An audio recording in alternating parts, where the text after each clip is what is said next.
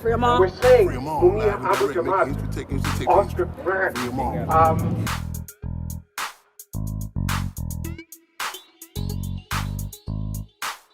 The positive energy is everything to us. So again, thank you guys. Appreciate it. Thank you so much for having us. Thank you. Thank you. So justice for Tyree, you guys see it here. We with the Nichols family and all the others that are out here fighting for justice.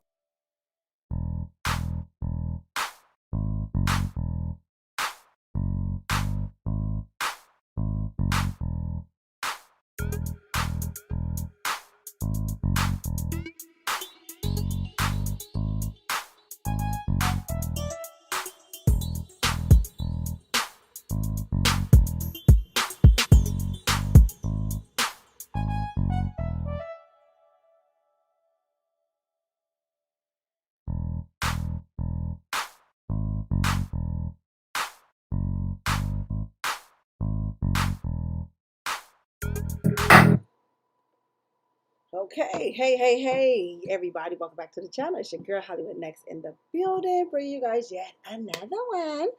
Just as I said, okay. So, I need something to get that little glare out of there. But anyway, I ain't gonna pay that no mind.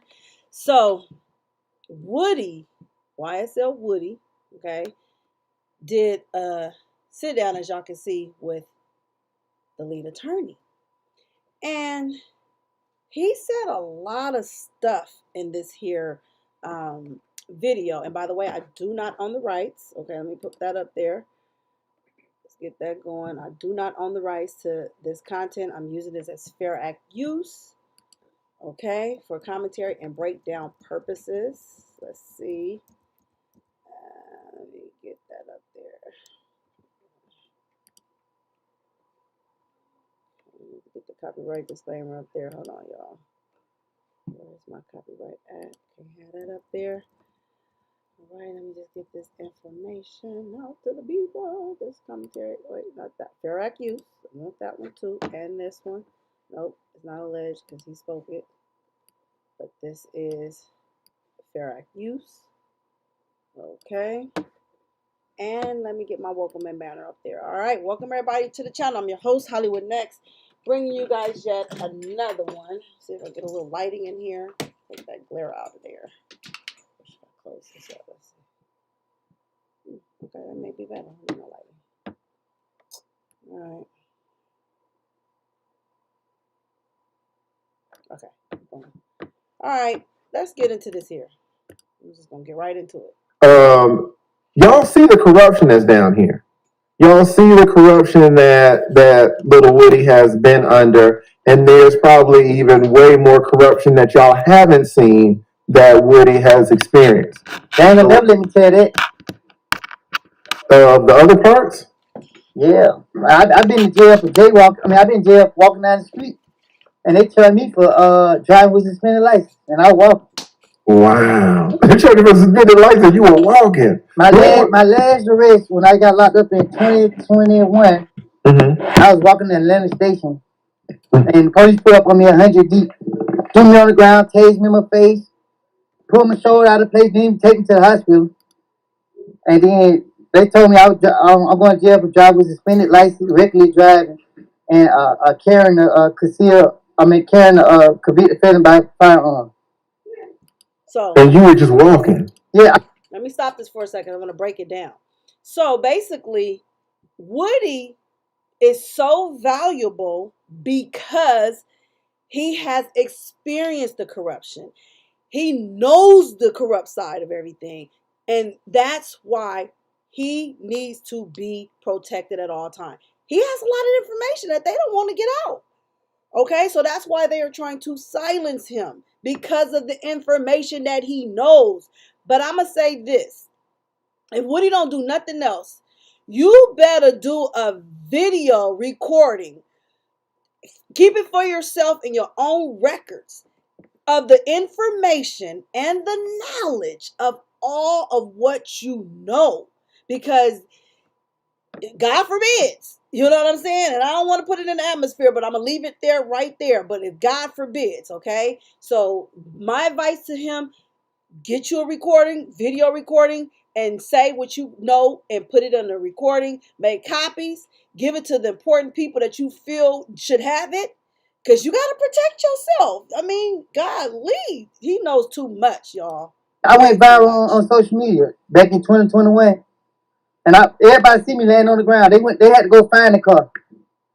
Wow. Yeah, man. Wow. They found me with possession of a firearm that they found in the car that was somewhere else. So you didn't even have it on you? Nope. They said it was in the back seat, and the police said I was the driver, and they still charged me. So he's experienced being framed. He's been experienced of being arrested while walking in public. You know what I'm saying? All the stuff he's experienced in Atlanta because of the corruption that's happening in Atlanta.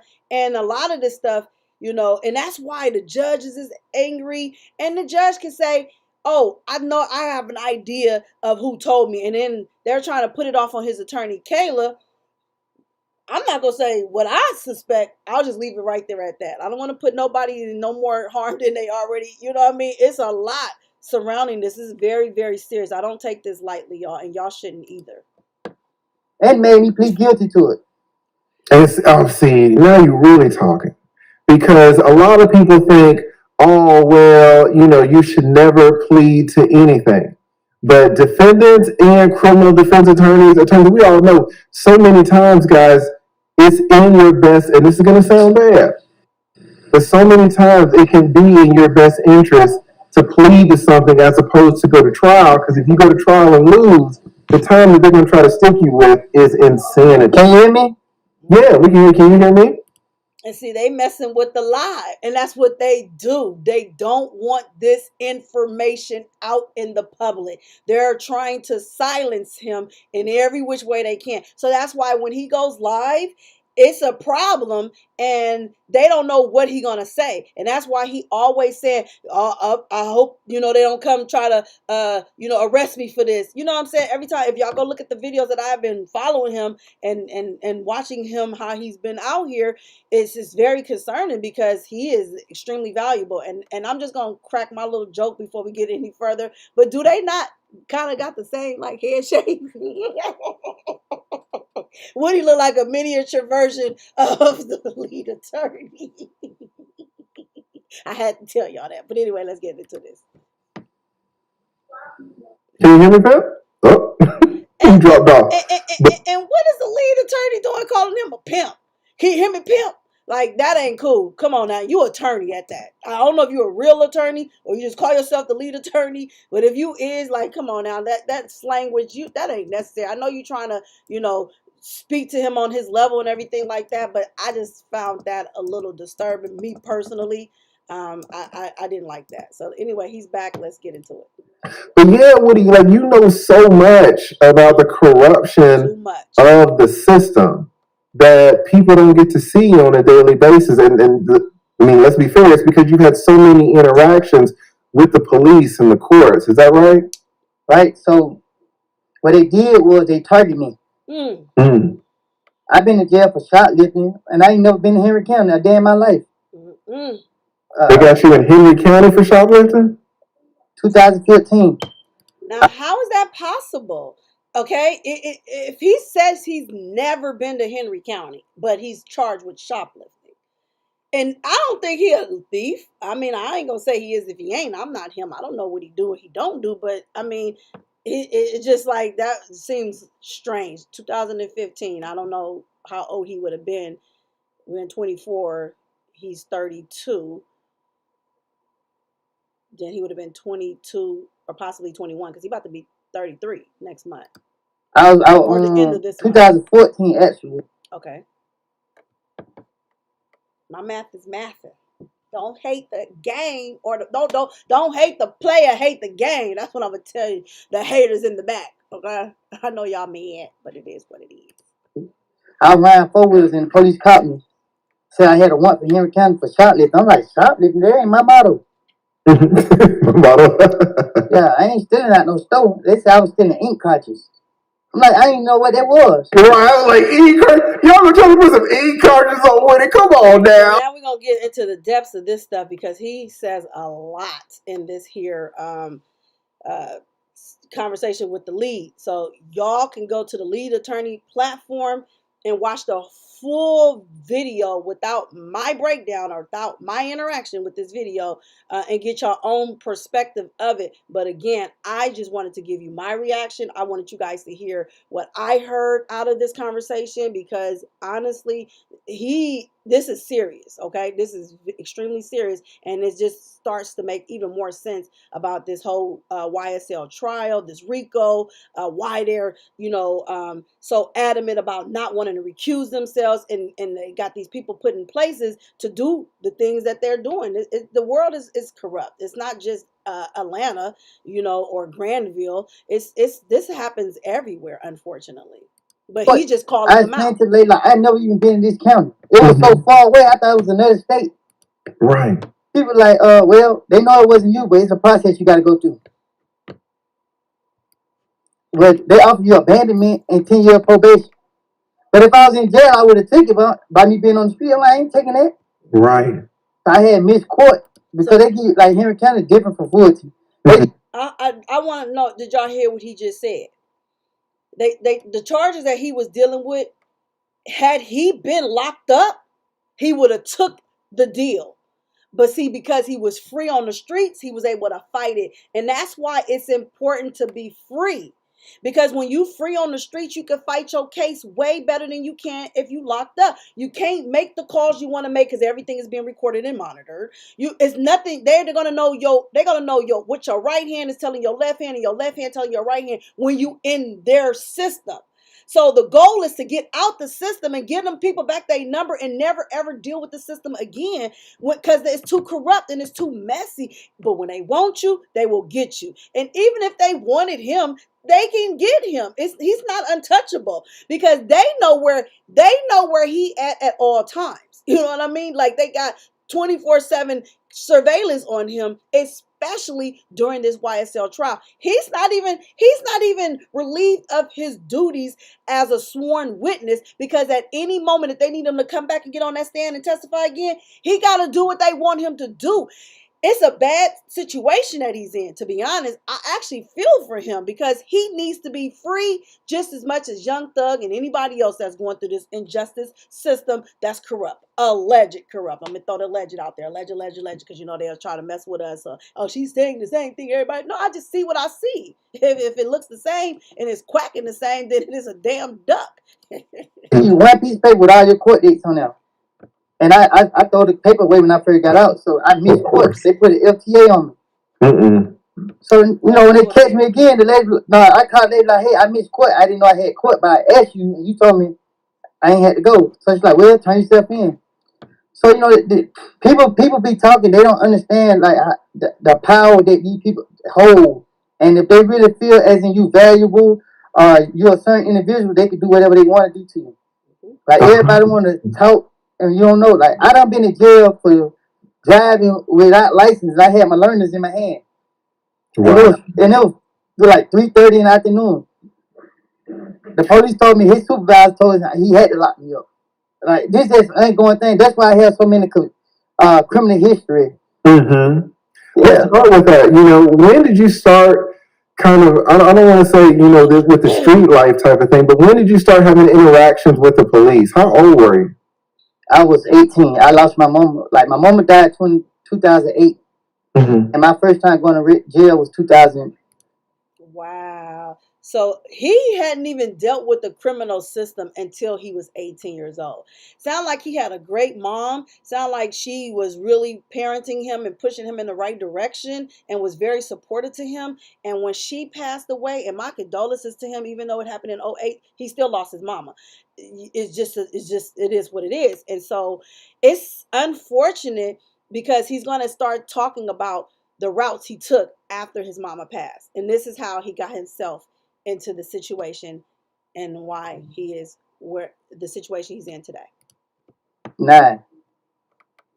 Okay, so somewhere around when your mama passed, you started kind of turning a little bit. Your life started changing. You started having these interactions with the cops. Yeah, basically.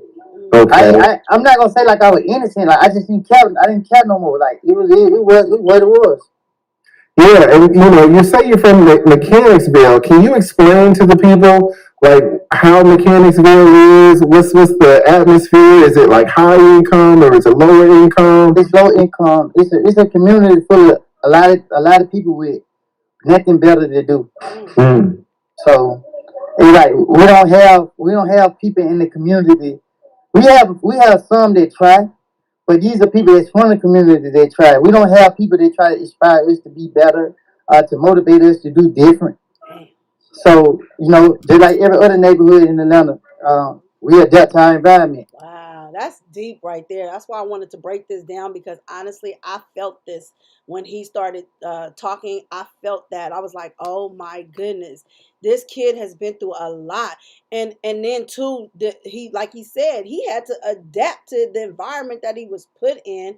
And anybody can relate to that, because it is not happening just in Atlanta. This is all over the world. We got urban communities. We got, the poverty communities. We got the low income communities. We got the middle class and all the above. And it's just like, this is the cards that he was dealt with. Okay. So I hope that this humanizes him. I hope this puts him in a different perspective from why people is so judgmental towards him. Who are we to judge? Right, right. And you mentioned your mother. Did you grow up with your father too, or he wasn't really around? Before my father died, I was staying in boarding homes. That's like on. Let's just stop that right there too. He lost his dad. Okay, so he lost his dad first, then he lost his mama. The west side of Atlanta. Mm-hmm. He passed away in 2001. He died from cancer, but he also the moment he died, I don't know if he died from the cancer, but they had a car wreck and he flew out the window, so he was pronounced dead on the scene. Okay, that was in 2001. And then, years later, 2008, I think you mentioned when your mama passed. 7 years. Yeah, she died in 2008. So you were around, what, 18 at that time, and you didn't have any kind of parental support there after that. Well, actually, I removed myself from my family. Like I just took to the streets. When my mama died, it was like I felt alone in this world. So I just went to the streets and started hanging with people and started feeling like they were my family and just started, embracing them as they was my family. Right, right. I could relate to that because I too, got infatuated with the street life, and I too, started thinking that these people was my friends and my family, and that's why I'm telling y'all, if y'all really just take the time to listen to Woody when he speaks, stop being so judgmental. He's a snitch. He's a snitch. He's a snitch. Listen to him. Listen to what he's been through. My God. And he's only 32 years old. My son is 31 years old. I could be Woody's mama. Okay? If I would have had my baby a year younger. I'm just saying. And were you able to finish high school, or that really didn't pan out? You won't even believe me, man. My mama died. She died 2008. I went back to school on the first day back after summer. And as soon as I walked through the door, they took me in the office and told me that I'd been expelled. Really? What grade was that? So that's messed up. That's truly messed up. Like your first day going back to school, you just lost your mama and you expelled? How you get expelled on your day off? I'm just saying, like, that's crazy. But I'll let him continue. It was like like 10th grade, 11th grade, 4th grade, somewhere around there? Yeah. So you were expelled. So after that, maybe like 10th grade, you weren't able to finish. You weren't able to go back. Yeah, I ain't care for school anyway though, because it was just like I was just going because my mama. You know what I mean? So when she died, I was like, well, y'all keep them papers. I don't need them. Right. See, he had a good mama. His mama didn't play. And only because his mom passed away is the only reason why he stopped going to school. Because if his mama would have been here, he would have still been in school. He never would have been put in the situation that he's in because she was his protector.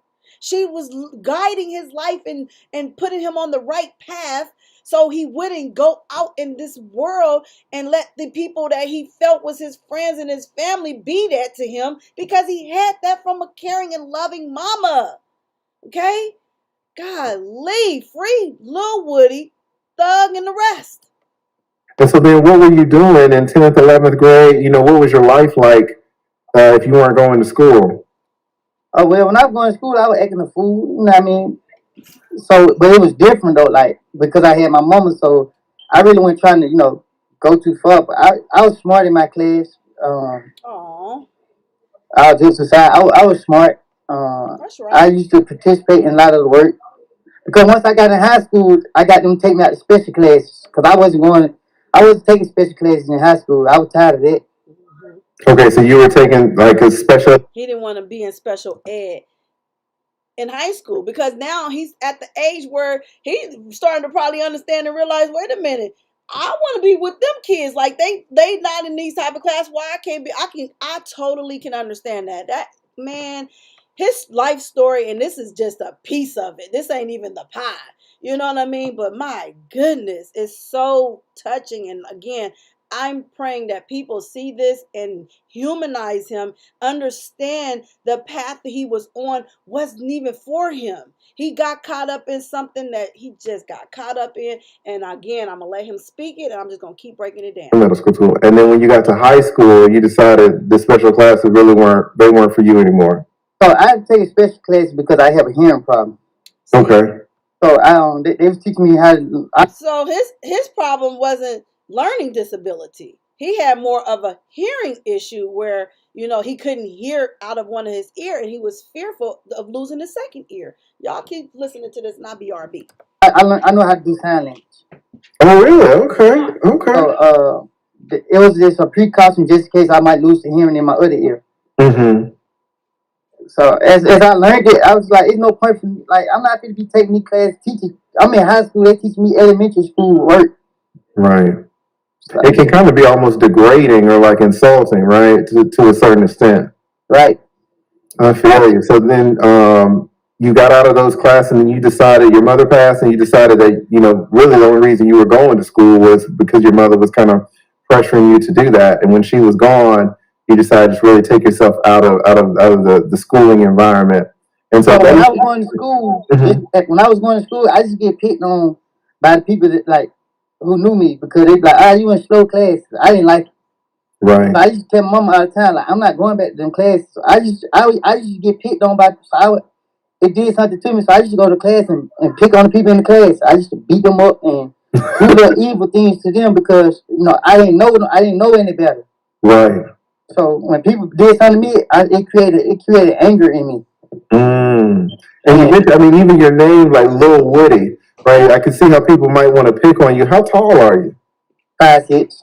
5'6"? Okay. So yeah, maybe sometimes the smaller. Ain't nobody picking on me no more though. Okay, there. That's right. Yeah. Your boy strapped up. Okay. Yeah, we saw that. You ain't. I want to pause it for a second because I was walking out and he started talking about he does sign language. So I respect that. I know a little sign language. I'm not fluent in it, but I have enough to get a conversation started with it. So that's good that he has that ability, to be able to communicate, and he had to learn sign language because of his hearing.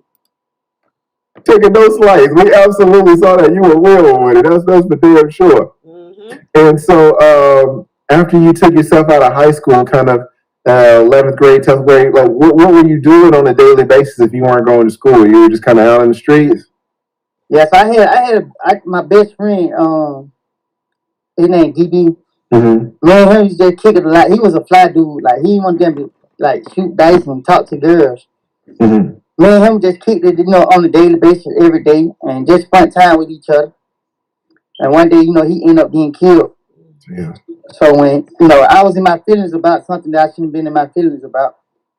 And I got mad at them and didn't let them go with us. And he went somewhere else. And, that was the end of that. Mm. That was not the end of that, but that's, he lost his life.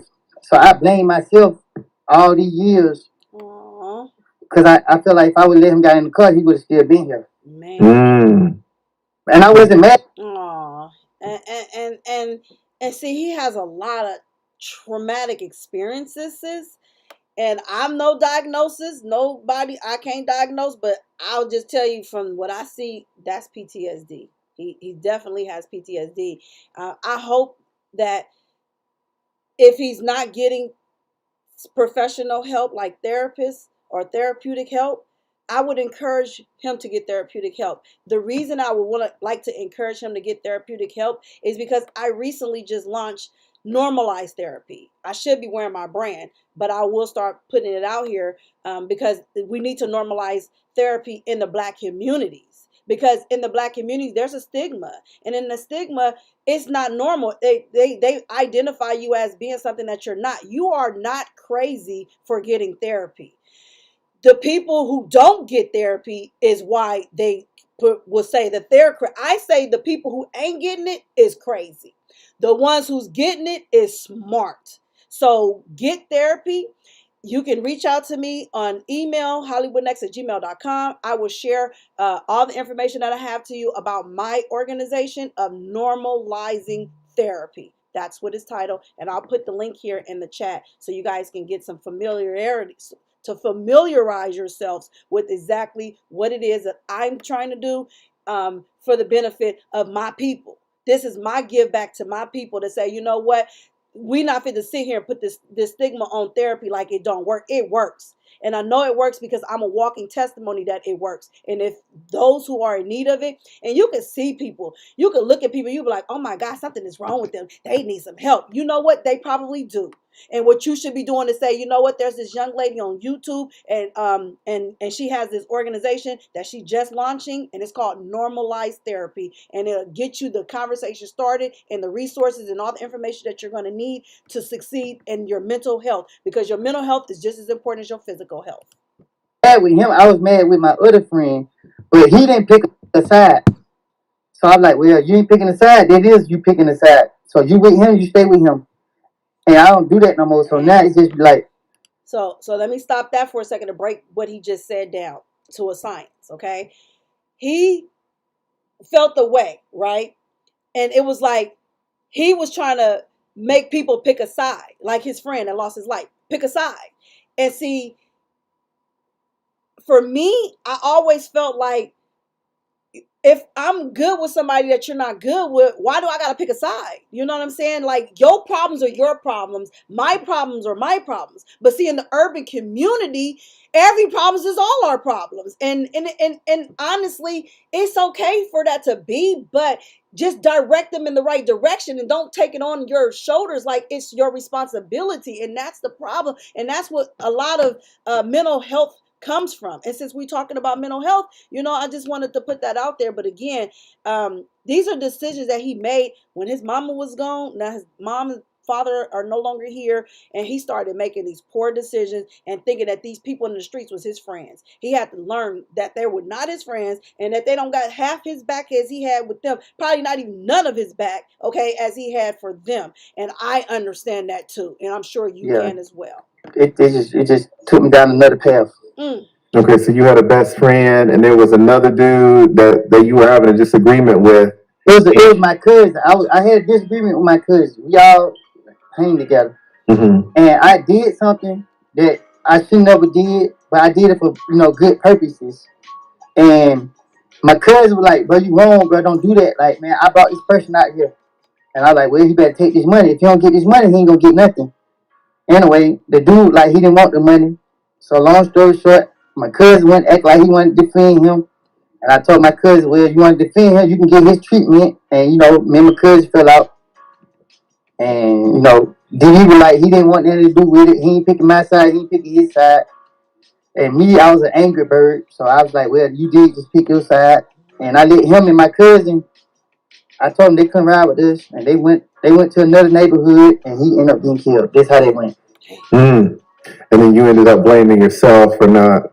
I pray that he knows now it wasn't his fault. Things happen along our journeys. and it's so unfortunate. But whoever did that to him, I don't know the circumstances that surrounded it, but it's the person who pulled either whatever cause and effect that took his life is on that individual. That had nothing to do with Woody. And I get that he felt if he would have just, not been making him pick a side and just went along with them, that this wouldn't have happened to them. But if it may not have been that day, it could have probably been another day. It's just unfortunate it happened at that moment where, you was being an angry bird, as you said, and now it is what it is. And then he go off and then boom, that's a lot to make you think like, damn, if I just would have did this, if I just would, you know what I'm saying? So I understand that. I relate to that. And again, that's not your fault. And I pray that you know that now. And I'm sure you do. Yeah, I went through that every day. Did they ever find the people that killed him?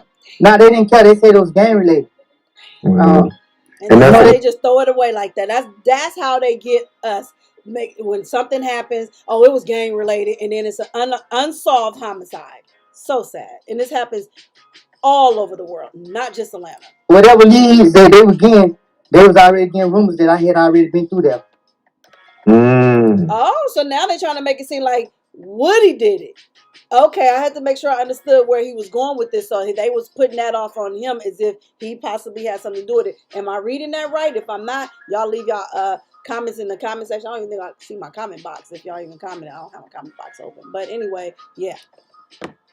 Yeah, and this is another thing too, talking about the corruption. Sometimes police officers are very interested in solving a case, and then sometimes they're not interested at all. Yeah, I agree. Totally agree. Oh my God, I didn't even see my chat. Let me acknowledge the people that's in my chat. Hold up, wait a minute. Shout out to Tamika McMillian. Let me highlight you, boo. Shout out to you. Shout out to Miss Karen. Good to see you in the building, Queen. It was an interesting interview, that's for sure. Almost scary, very scary. And we're going to get into a lot of it because, like I said, I'm here to break it down for the people in the back that, needed to a science. And I'm going to break it down to a science. His life experiences are deep. This interview humanized him. It definitely did. And I pray for his protection. Absolutely. North Carolina in here. Charlotte, shout out to the NC in the building. 100. Let me highlight you too as well. Loyalty is what he was thinking. I bet absolutely, because in the community that he started to hang around after his mom passed away, he was being loyal to them people, but he didn't realize what came with his loyalty. Don't mean he was going to get that reciprocated back in return. And that's the problem with being as loyal as he was to these people, and then we're going to get into this. I don't want to give y'all too much of my breakdown until we get to the breakdown of it all. Let's continue. Tell me if the music is too loud. Can I get a mic check really quick? Can I get a mic check? Is the music okay? Is it too loud or is it just right? What's your thoughts on the background? Because I don't want it be too much of a copyright, so I'm trying to add my little music in it so I can continue to break this down. So let me know y'all thoughts. Yeah, and if they label something, oh, it's gang related, oh, if it's this or that, just go tear the shit up. They're gonna make me investigate then. Wait. If something happens to your people, just go tear the shit up. They're gonna make me investigate then. And see what he is saying here is when you lose your loved one, he's not saying like literally go tear the city up, but he's saying get out there and you make some noise. Because if you see the other cultures, like the Caucasians and the Asians and all the other cultures, when something happened to one of their people, they out there in them streets. So he's basically saying we got to get out there too, because if we don't, then we won't get no justice. That's pretty much what he's saying. When the streets get hot, huh? That's when they're gonna start looking. Yeah. Okay, so that was in your early teens, or that was in your late teens, and then in your 20s. How old are you now? 30. I'm 32, I think. 32? Okay. Yeah. I just love the way he played his role. At the end of the day, and I ain't trying to call him out, but everybody can see what it is. It is what it is. I think the prosecution now know what it is. You know what I'm saying? Woody did that. I'm going to give him his props. I'm going to give him his credit. He's not a fool, okay, by a long shot. Like he said, it's his hearing, but he's sharp, okay? I know iron sharpened iron. I'm born 91. Okay. So then in your early Born in 91. My son was 20s, born you in were having 93. more interactions with the cops, or kind of what was going on in your early 20s? In my early 20s, I was in the And this is where it get deep at right here. Listen to this, y'all. Pay it close attention. feds. The feds. Okay, what happened to land you in the feds? Well, And 20. my name was at the top of the police radar. People was calling police on me every day. Everywhere I went, they was telling police I was doing this, I was doing that. Let's stop right there, because I don't want to get too much of his commentary. I just want to hear Woody. So hot. Let's just say, if you don't bother me, I don't bother you. Mm-hmm. And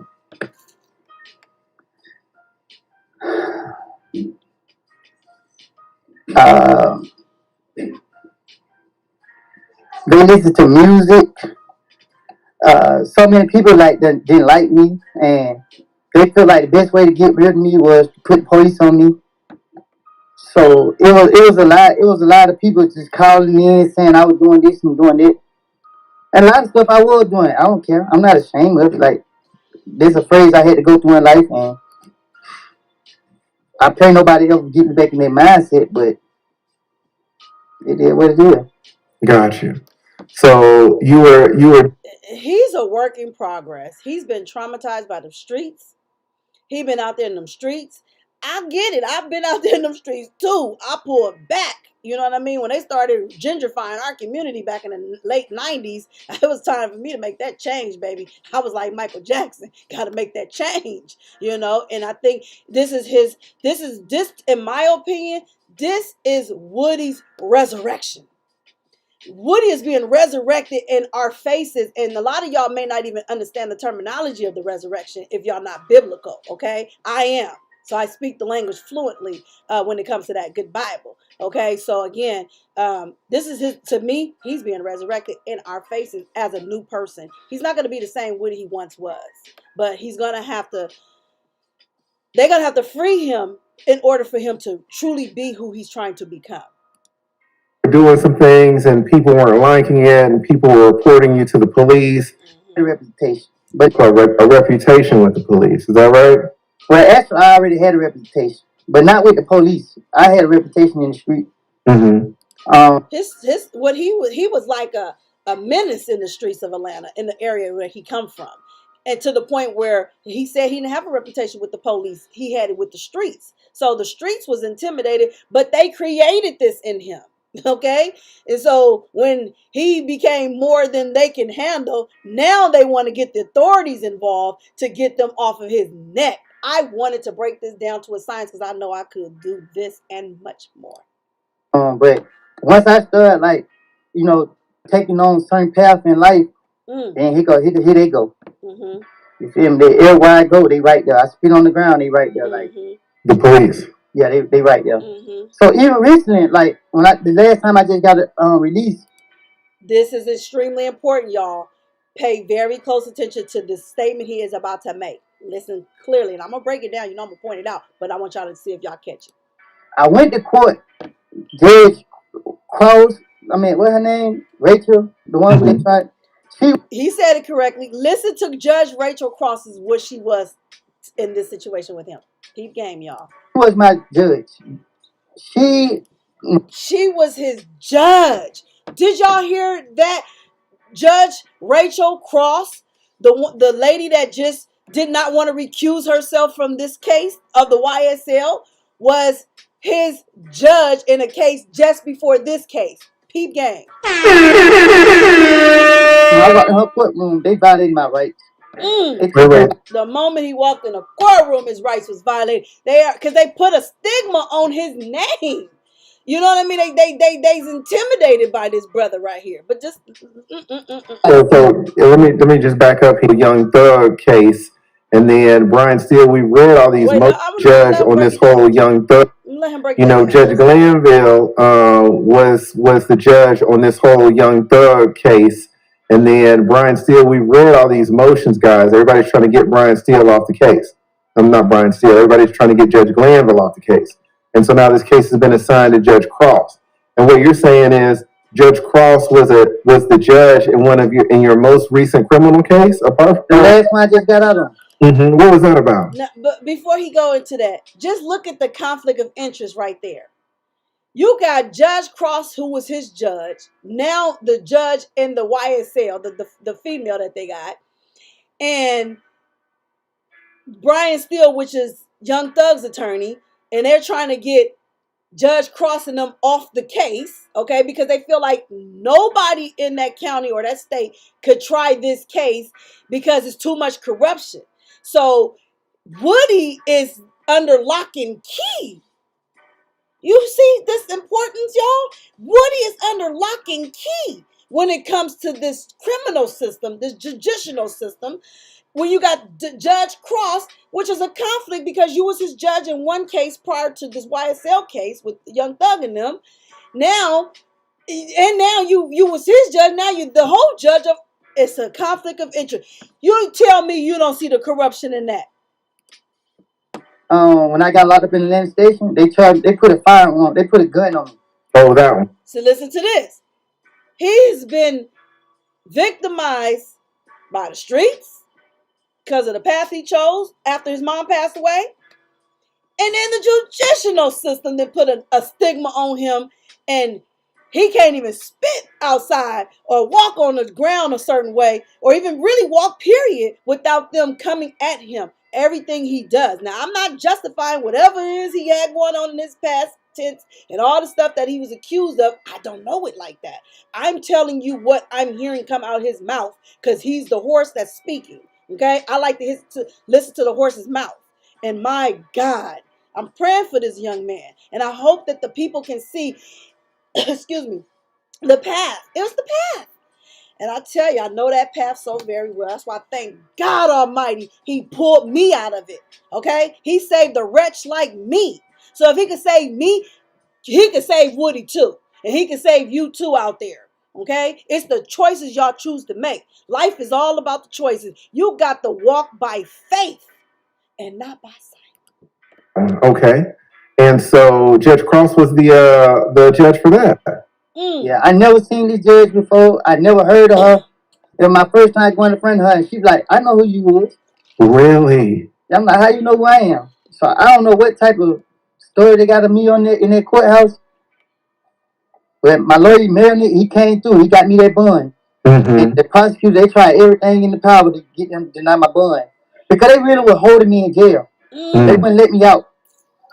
So he's a gang member. He did. The judge like, well, y'all didn't do y'all part. I gotta give him a bond. So like, well, can you give him house arrest? Can you give him curfew? The judge like, no, it's just a possession charge. It's not that serious. So he's in jail for a possession charge. They're not giving him no bond. They basically holding him against his will, and they thinking that the streets of Atlanta is much safer with him locked up than him out free. So anything he do, they just want to throw him away. That's why they're so adamant about this trial. And this is what I was able to see through this. Even though he's not talking about the case, he's talking about the things he's experienced before what he's going through today. But it puts it all into perspective. The ducks is all lining up and they all quacking. It's definitely, in my opinion, all alleged, but it's definitely corruption. So why wouldn't she give me a $30,000 bond and I get back to the jail? I can't. It's certain stuff I can't say, so I had to leave out. Yeah. But it took me 2 weeks to get out of jail. So me and Melanie going back and forth. Melanie tell me that, well, somehow the state went to the judge and now they ordered me an ankle monitor and abandoned me from zone 3 and banned me from Bankhead. So when I first got out of jail, I'm in jail 2 weeks after I got a bond. They didn't put it in the system. Jesus. So 2 weeks now, so I'm telling Melanie, like, bro, look, I'm losing my mind in here. Get ankle monitor, bro. I ain't tripping, bro. I ain't.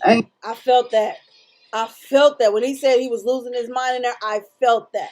I was locked up too in a 23.5-hour lockup cell. Okay? Where no roommate, basically isolated, almost like what they consider to be PC, because I escaped from jail. So that's my situation. I was an escapee. So they locked me the hell up. Okay, so I understand. If they didn't get me out of there when I got out of there, I too was losing my mind. So I can totally relate to that. I ain't tripping, get ankle monitor. So Melanie like, you sure? So finally, I got from the putting the pressure on Melanie to sign off for it because I was tired of sitting in jail. They put me on house arrest. I mean, they put me on the house ankle monitor and told me I couldn't go nowhere within Zone 3. I couldn't go on Bankhead. I can't talk to nobody that affiliated with any gang, specifically certain gangs. Take pictures of it. So this what they did to me. I tricked them when I got out of jail. They thought I was gonna be stupid and go back in. See, he's smart. He's smart. He played chess the long way. Shout out to Woody for playing chess the long way. Okay, he outsmarted them fools because they think they smarter than us because they feel like they have the power, which they do. But you still can win and you can succeed. It's just the path he chose, and now he's on the right path. But again, I don't want to get ahead of this. Let's crawl before we walk. Violate my conditions so they could lock me back up. I stayed in the house. I stayed in the house. I didn't talk to nobody. I didn't go around nobody, nothing. So after like 3 months, they realized I wasn't going to file for it. They gave me a court date and told me that I could plead guilty to this charge. I'm like, well, I'm pleading guilty to a charge that I didn't have. They're like, well, this is the only way you can get off the ankle monitor. Jesus. And guys, listen, Georgia is really good for some reason about banishments. And a lot of times, especially in these rural counties that are white and they don't. And again, he knows it because he's there. So banish right because you were in. I'm trying to get some of this. Oh, what about it? That's why they gave me the ankle monitor. Oh, he cut you out. But you know the worst part? He banished from the county. I didn't even cut you out. But you know the worst part about it? That's why they gave me the ankle monitor. Oh, they gave you the ankle monitor to track your location to see if you violated that. No, they gave it to me because they just believed, they knew I was going to violate it. Yeah, they know you're going to be up there on Bankhead, huh? They just thought he was going to go up there and be where he was supposed to be in the zone they banned him from. So they put the monitor on him to monitor his whereabouts, and he didn't even make a move. That's smart. See, he played chess the long way. But they gave it to me because they said APD is afraid of me. They don't want me on the street. They don't want me in Atlanta. And I'm putting enemy number one to them. And so I'm hearing this from the state. Wow. He has been deemed public enemy in Atlanta. Okay? That's how they feel about him. Jesus. I'm not hearing this from my lawyer. I'm hearing this from the DA's mouth. I'm hearing this from the courts. Like, so I'm like, APD. And once I'm hearing this, I'm like, I ain't never been a threat to the Atlanta police. Only thing I ever did was ran from them. Like, I ain't know, well, I can't say that, but.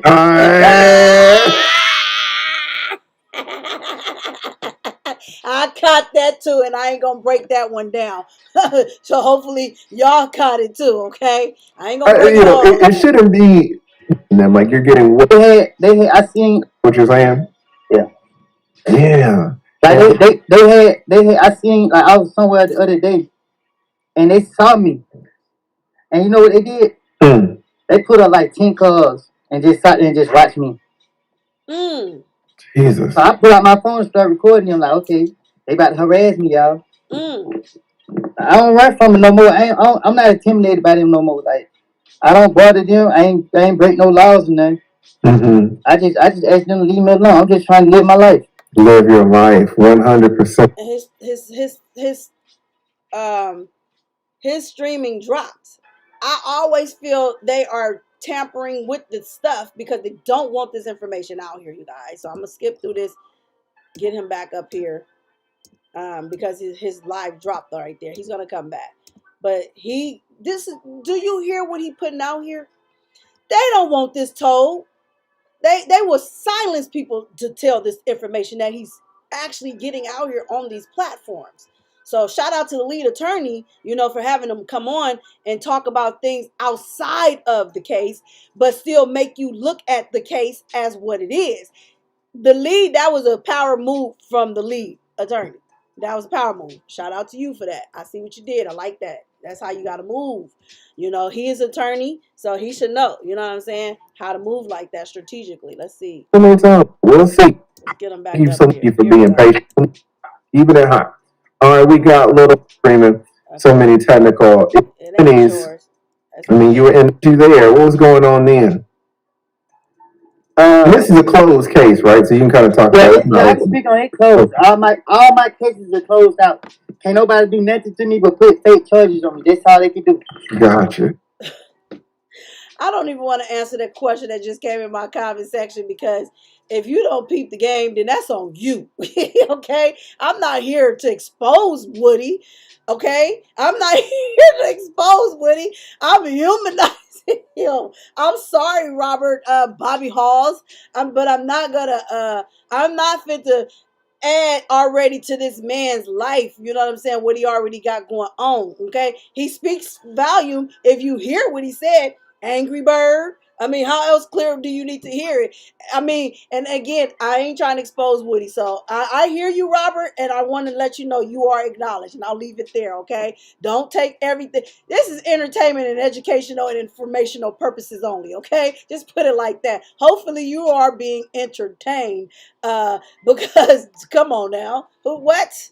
I got the best of the both worlds. I'm street smart and I'm book smart. Okay, so jack of all trades around this thing. When you peep the play, just know the play. Gotcha. Yeah, what happened when you were with the feds? Somebody called a tip line, told them I had a machine gun, and I was in the recreation center. Oh, you were in the recreation center with a machine gun? That's allegedly. They police were watching me, and I was in my neighborhood playing basketball. They seen me with a bag in my hand. They automatically assumed there was a gun in there because all the things that been going on in the street. They didn't like the way I was walking up the street, like I didn't have a can of world. So they caught. They don't like Woody because he's cocky, he's arrogant, he's a Leo, which is the king of the jungle. Okay, so they got many reasons to not like him. I'm not saying the dude. Like I said, if you listen to the beginning of this live, you would have heard me say, I can't say what he did and didn't do. I don't know that. I'm telling you from what he's saying, and it is what it is. At the end of the day, it is what it is. This is entertainment, education on purpose, by the way. Is my ticker at the bottom of the screen ticking for you? The tip line on me, acting as in they're civilian, and they come in there and get the bag, and they say they found a gun in them. Well, they did find a gun. I'm not gonna say they found a gun, and they didn't know.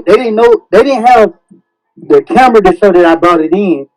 So what they did was they took me from one place. They took me from my. You want me to break down what he just said, Robert, to you? You want me to expose Woody on what he's basically saying? Because I'm not. If you know, you know. It's just one of them moments. If you know, you know. Okay? You hear what he's saying? They didn't see him bring anything in there. So how you going to say it's him? Not saying that it wasn't. Not saying that it is. Hopefully that's clear enough for your answer, Mr. Robert Bobby Hall. My neighborhood because all the people started, screaming at police, throwing rocks at the cars and stuff. Wow. So they took me from right there and took me to turn the field. And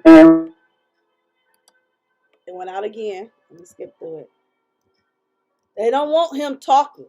So they're going to interrupt every time he get on social media. He get to talking stuff in this nature. Oh, they're going to always interrupt the live. You get him on these platforms, get him to keep talking. Shit, you going to see how fast they come and shut it down. From there, back on, Woody, lips, a lot. We got to get the Wi-Fi stuff. All right, recreational center with you had mentioned that they. Well, I was going to try for it, so I had to fight two. I had to fight two federal defenders. Jesus. The first federal defender came. He was like, "Oh man, this case is bull. It's trash. We're gonna beat it. Everything the cops did was illegal, whatever." So the secretary came to see me. He was like, "They want to talk with you. They want you to cooperate." So I said, "What is cooperating?"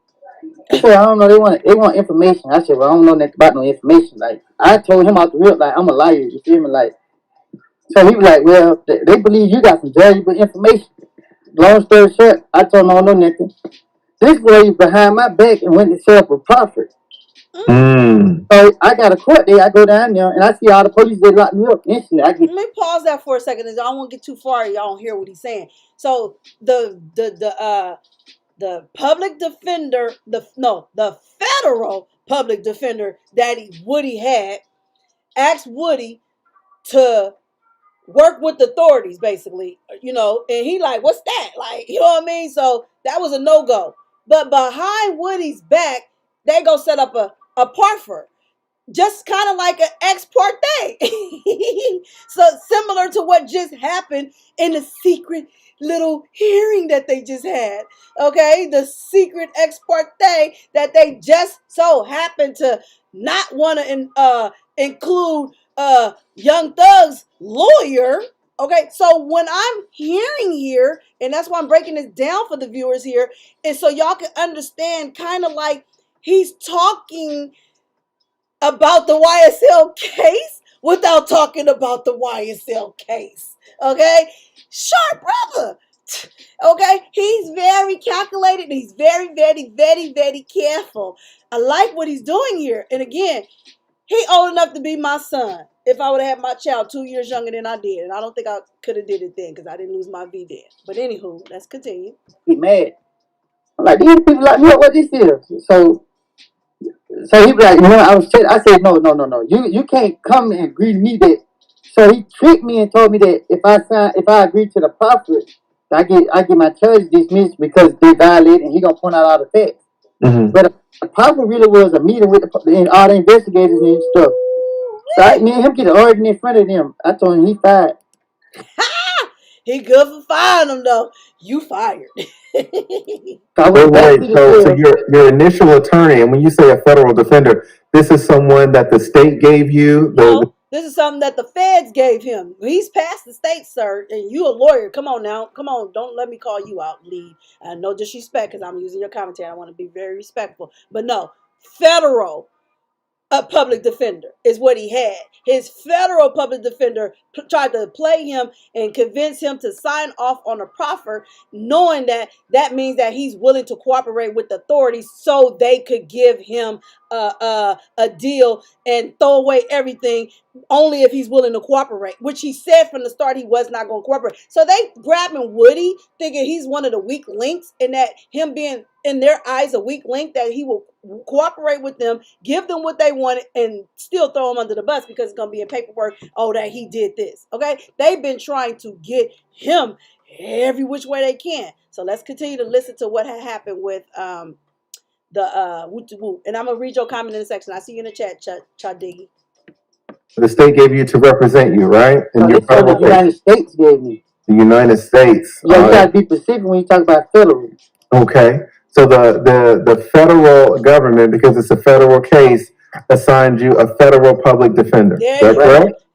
Okay. Okay. And the federal public defender entered in and, started talking immediately that this case was BS and you could beat it and this and that. But the federal defender wanted you to cooperate. That's all they wanted. And everything he kept saying. And one thing. Now it's like, it's me. And one thing the viewers need to understand is, let me go back because I don't want to lose my thought. Hold on. Take that 5 seconds. Right. And it's that, but the federal defender wanted you to cooperate. Right. The federal public defender entered in and, started talking immediately that this case was BS and you could beat it and this and that, but the federal defender wanted you to cooperate. Mm-hmm. Right. And everything he kept saying. So now it's like, it's me and I'm in the feds. So I'm like, I never think I'd be in the feds. I didn't even believe the feds were real at this time. Mm-hmm. And how old were you? Do you remember? Were you in your early 20s when you? Yeah, I was in my early 20s. Okay. Like in 2015, I was in like 22, 21, something like that. You were young.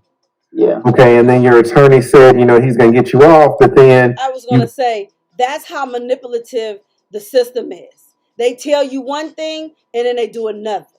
And then I wanted to add how the federal public defenders, the state public defenders, any court-appointed attorneys are all three working together with the judge. Okay? I just want to make sure y'all understand that. So if you ever get yourself in any legal trouble, you better go find you a paid lawyer if it's a serious matter. Because if you let the state, the feds, or any low-level courts order you an attorney, They getting somebody out their back pocket who gonna do what they need them to do and move your case in the way they want it to go. That's why I always took control over my cases, because I knew in my mind the God that I serve and the God that's in me showed me, opened my eyes and said, you can't trust them. And so I did not trust them people, and I represented myself. So please take notes, people. Do not. If it's a petty case and you don't want to pay for a lawyer, you might have stole a little something, and but if it's your first time or if it's your second time, don't let them people put you on no damn probation. Don't let them people put you over on no probation, or don't let them people do nothing of the nature like that. You tell them people you want to get you want them to do something where you can redeem yourself. I can't think of the word right now, but it'll click in. But you want to be redeemed. So they have stuff like that for first timers and second time offenders, where you can go do some community hours, and then they'll dismiss your whole entire case, throw the whole thing up out of there. And if you're lucky like me, they'll even seal your record. So you would never know. I sold dope to the undercover cop. Buy bus is what they called it. Then I escaped after they caught me and got me. Okay, and I can't tell you the rest because I gotta stick to my story, just like Woody. I don't recall. You got pulled over into a room, and you saw all of these investigators and these police, and they wanted you to make a proffer. Can you explain to the people? Before he explained what the proffer is, I just want to say exactly what the lead is saying here is exactly what we're seeing right now. The same tactic. They doing the same thing, the same way to different people every day, because this has been working for them for the longest until Woody came into play. And shout out to Chad Diggity. So let me get into your comment before I get back into this here breakdown. And shout out to y'all that's tuned in. Make sure y'all hit that like button, whatever you do. If you're not subscribed to this channel, go ahead and hit that subscribers button and turn that post bell notification on and select all, because you don't want to miss me when I come back and bring y'all another one. But Chad Diggity said Woody destroyed the state's he destroyed the state's whole case. He did. When he came, because he came in there on the very first day that they brought him in as the witness, right? You heard Woody say, how they said, how old is you? Grown. And he said, he talked all of that. And when it led up to the next question, before the next question, he said, I plead the fifth. They stopped the case right there, because now the jury is hearing him say he pleads the fifth. So that's problematic for the judge, the DA, the prosecutor, and everybody that's against the Young Thug and the YSL and the Rico and the Woody and the whole gang. And I shouldn't say gang. I shouldn't say gang. But you get what I'm going with this, and I digress. Let's continue. A little bit about what a proffer is and what they wanted you to do. Okay, they wanted information. They was like, when I walked in, they were laughing and stuff. So when I looked, I'm like, what? I'm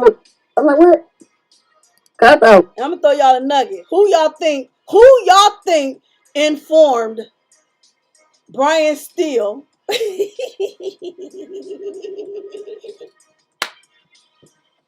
that there was a meeting in the judge's room?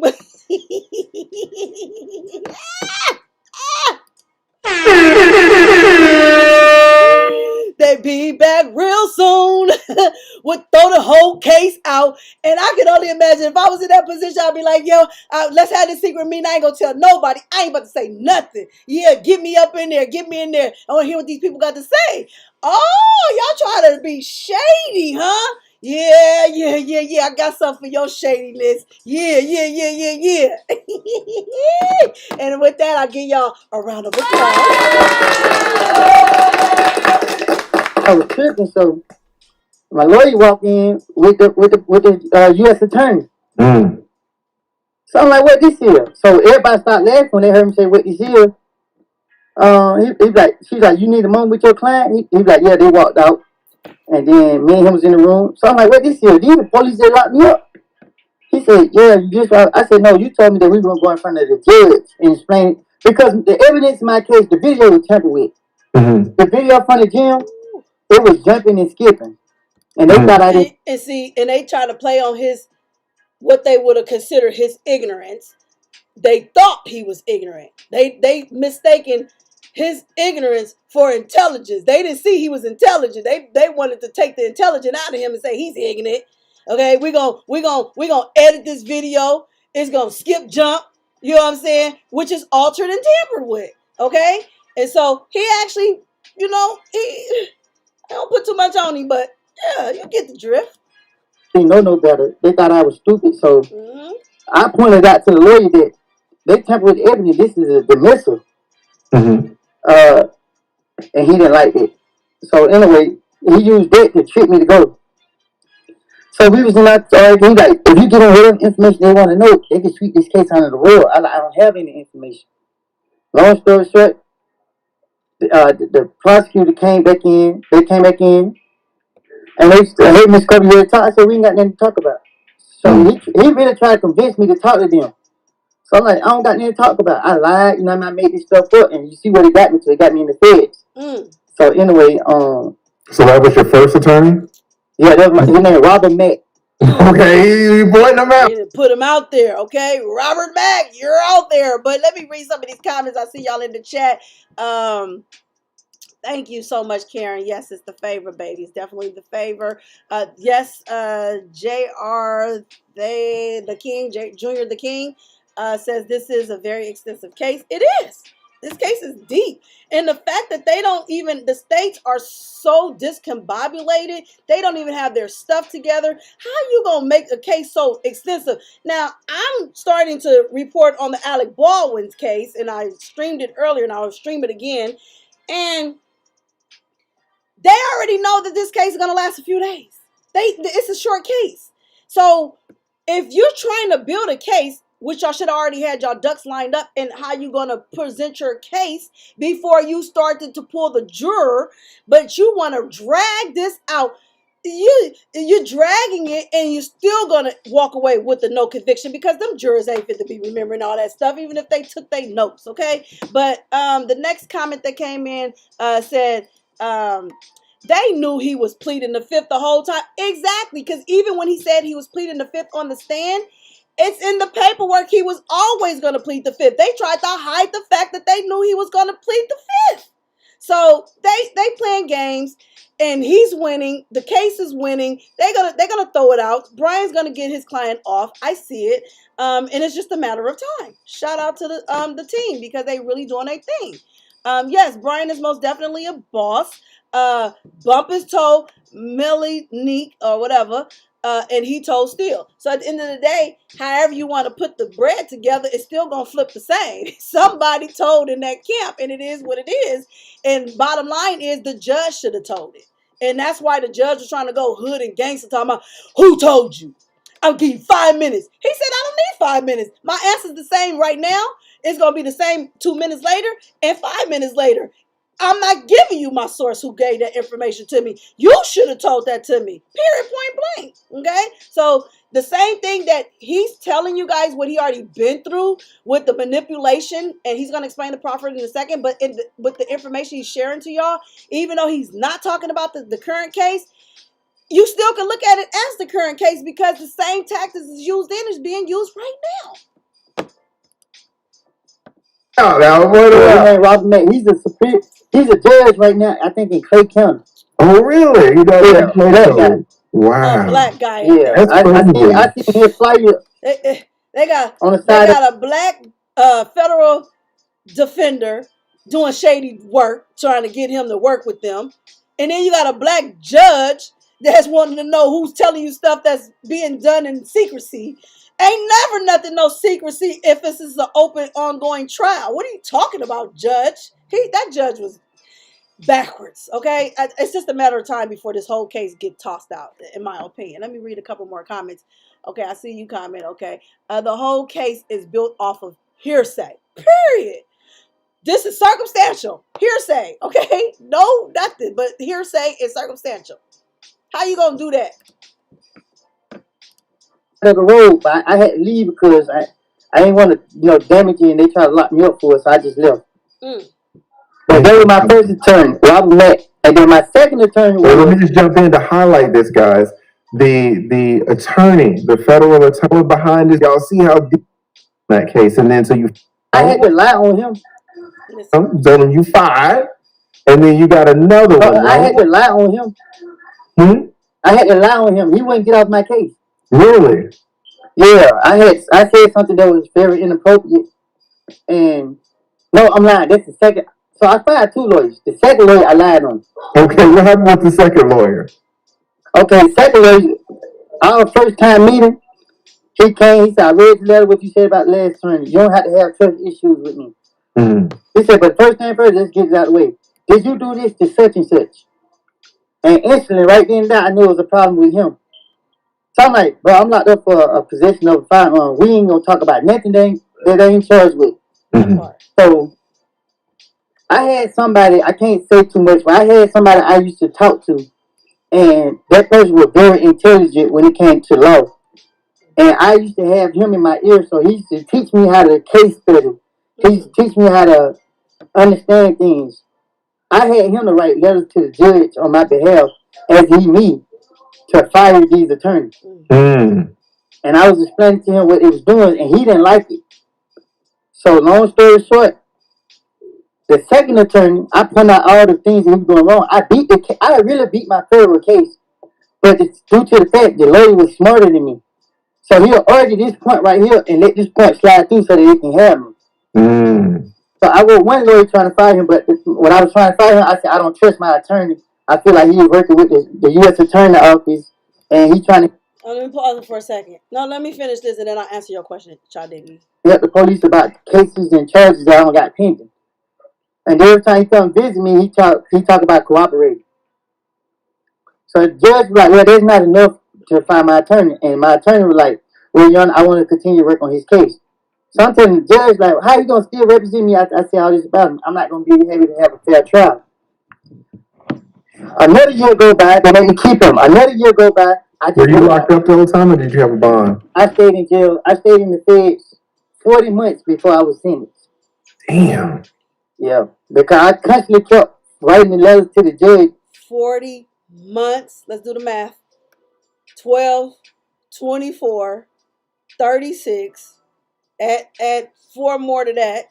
He did 3.5 years. Trying to find my attorneys.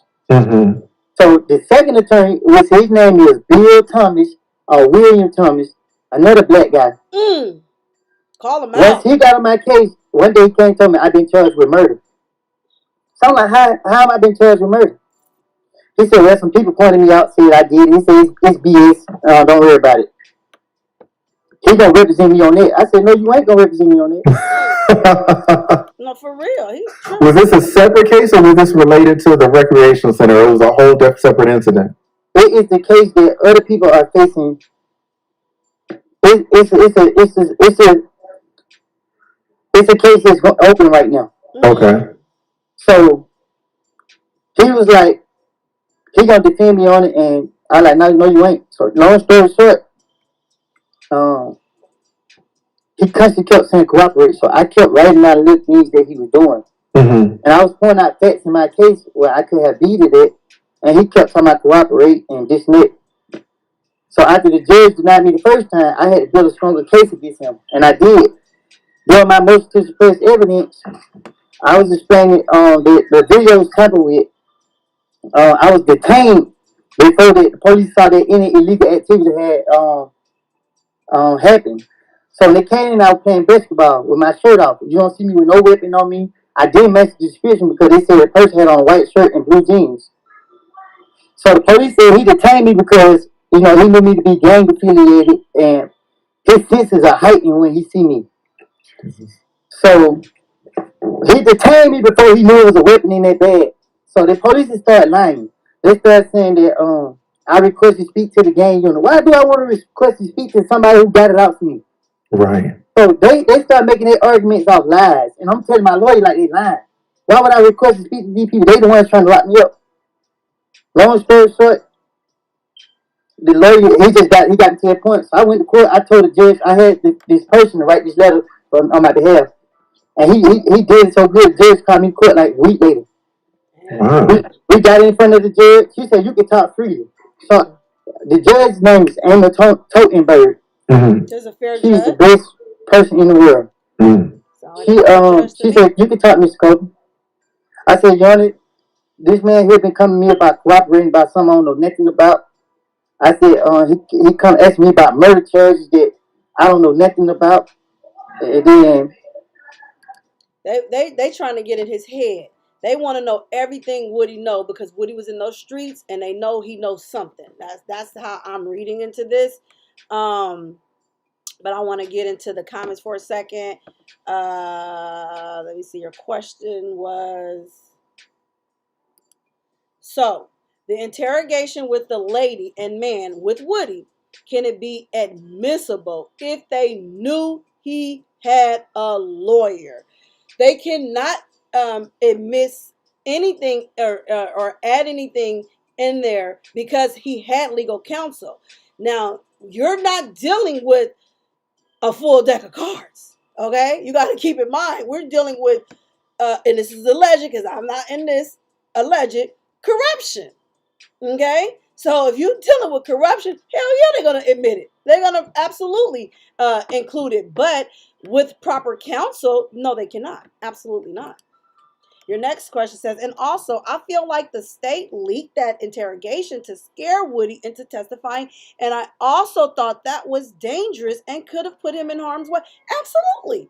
Because they was trying to make it look like he was giving them all this information about where they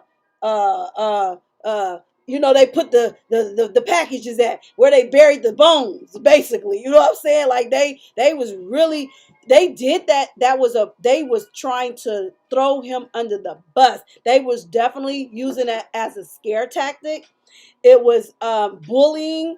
It was harassing him. It was intimidating him. It was everything you see on social media when people don't want you to, they want to harass you and bully you, and that's how they do you. And they doxed him.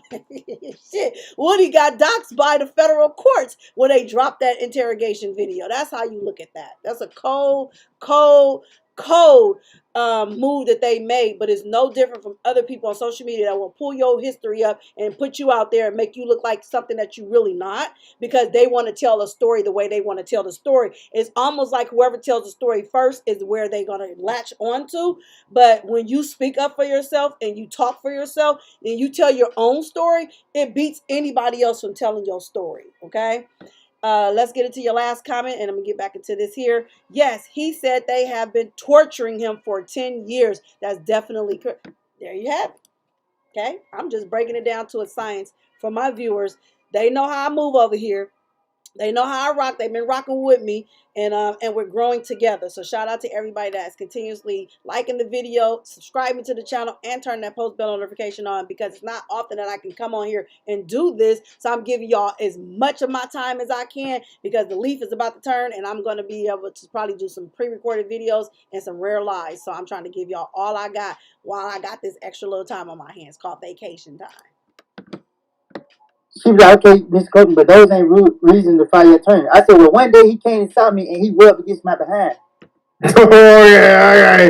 Here we go. You were trying to get that man off that case, huh? That was smart. So the lawyer looked at me. He looked at me and was like, what? So he was so mad that I told the judge that. Me and him arguing in front of the judge. So can I just say this? When he just said that, I felt that. Because in my same case, y'all, in my same case that I did the buy bus and the escape on the same day as the buy bus from jail, if I tell you I did the same similar situation to get me up out that situation so I could be able to get me, in the situation I'm in today, which is clear, okay? And a law-abiding citizen ain't looked back and ain't been back, okay? So, he had to do what he had to do, you know what I'm saying? And we got to play just as dirty as them, because they'll do it to us. Why not do it to them? And that's exactly what he did, and that's exactly what I did. I did the same thing. I said he wanted to give me a sexual favor. He did this, and I can't give you all the details, but baby, okay, they didn't want internal affairs to get a win of my case, because if the world would have knew I escaped from jail, then it cost so much, and they kept it. And see, this is how corrupt even here, because they put a lid on it, and they did not want the information to get out that I was an escapee. So what they did was they sealed my case. But the internal affairs got involved. They came to visit me because they wanted to know, how did I get the code to get out the jail? Because you had to punch in a 4-digit code, and I knew that code. And I can't give you the information how I got the code, but I tell you, it was similar to what he did. Yeah. What? Okay, free hollywoodnex, and I've been freed. Now She free like, he Woody. can talk, so he told the judge, I'm a liar. All I do is lie with him. So the judge take her glasses off. She like, Mr. Coleman, are you serious? I said, Your Honor, I don't want to press charges against him. I forgive him. I prayed about it. I forgive him, Judge. I should have pressed charges against him.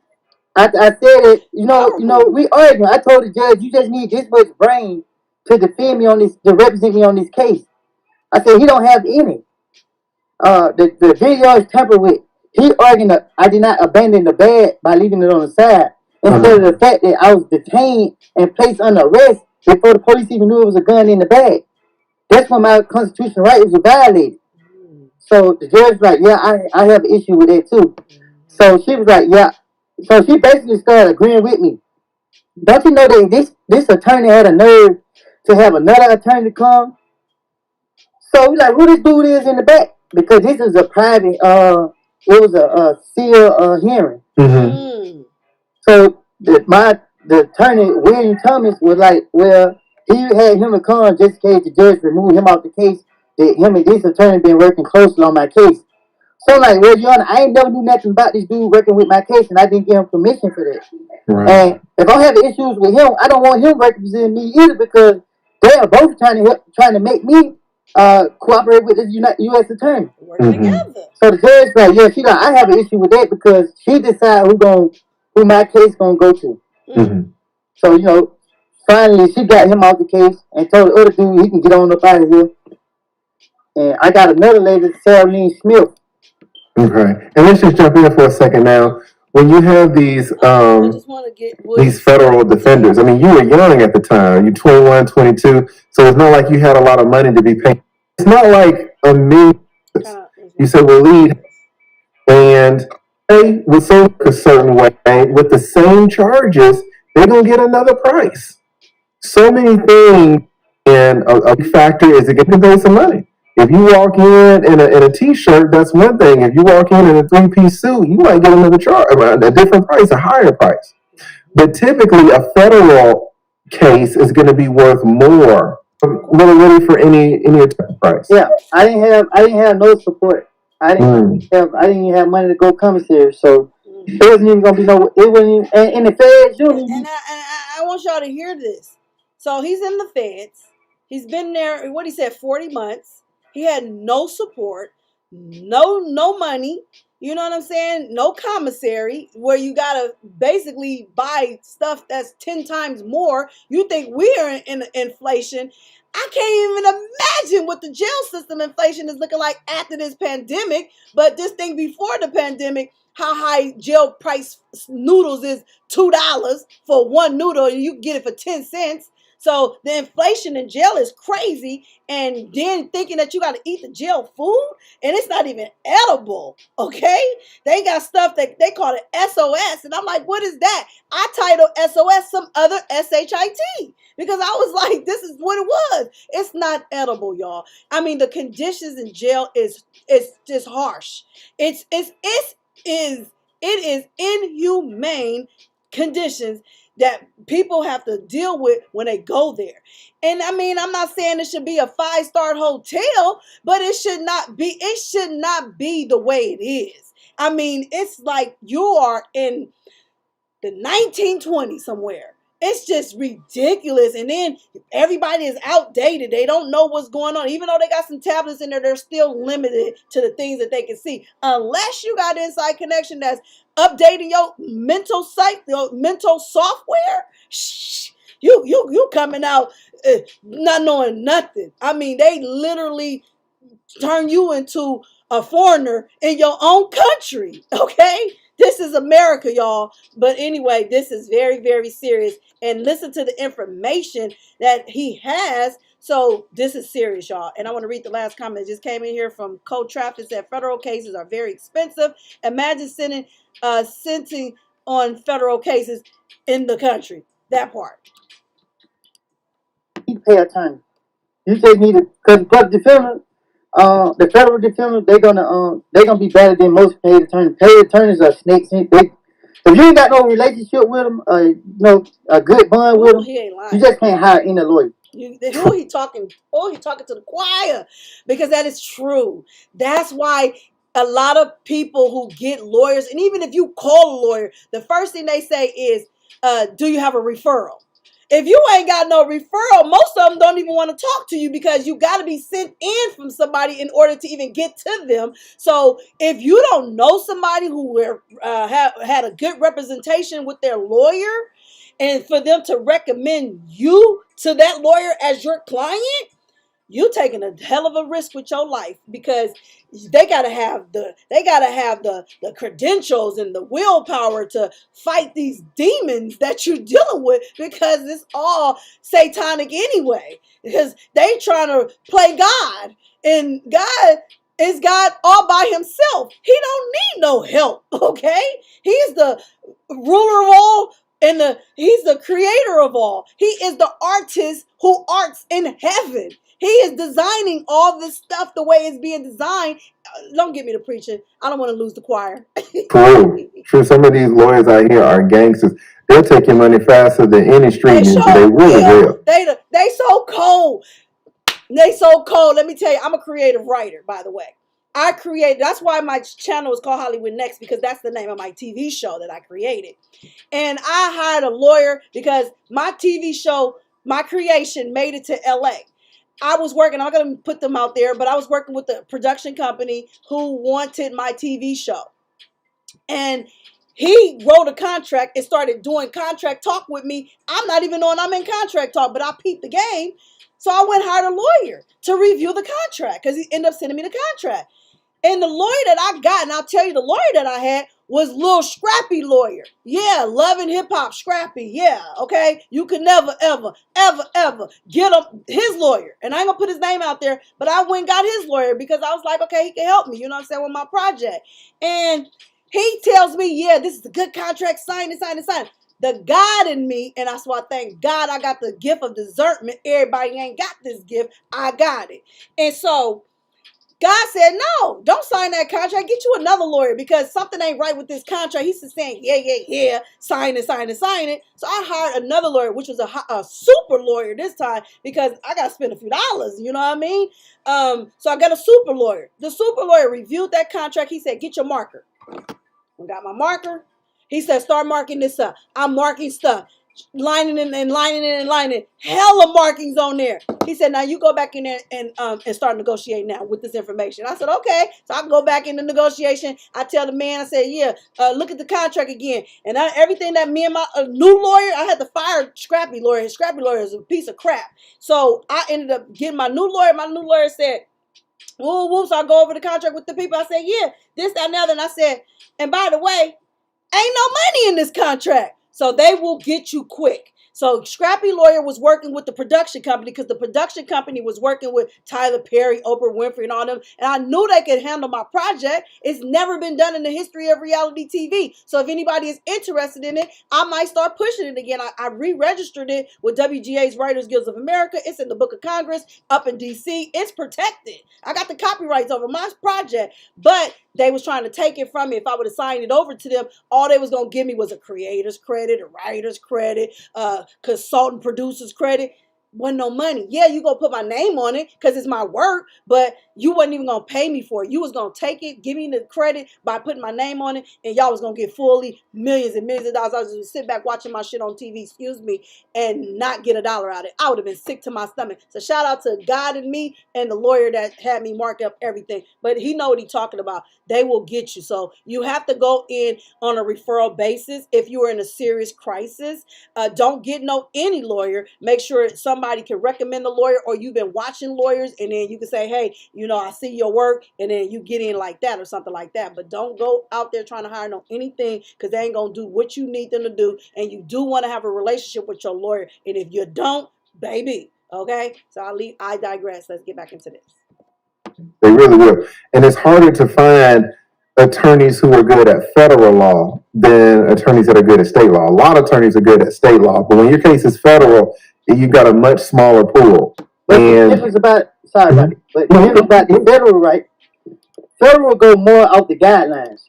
Yes. So it's easy to fight a federal case as long as the feds ain't being investigated. So if the feds adopt a state case, like they pick up a state case, you can beat it.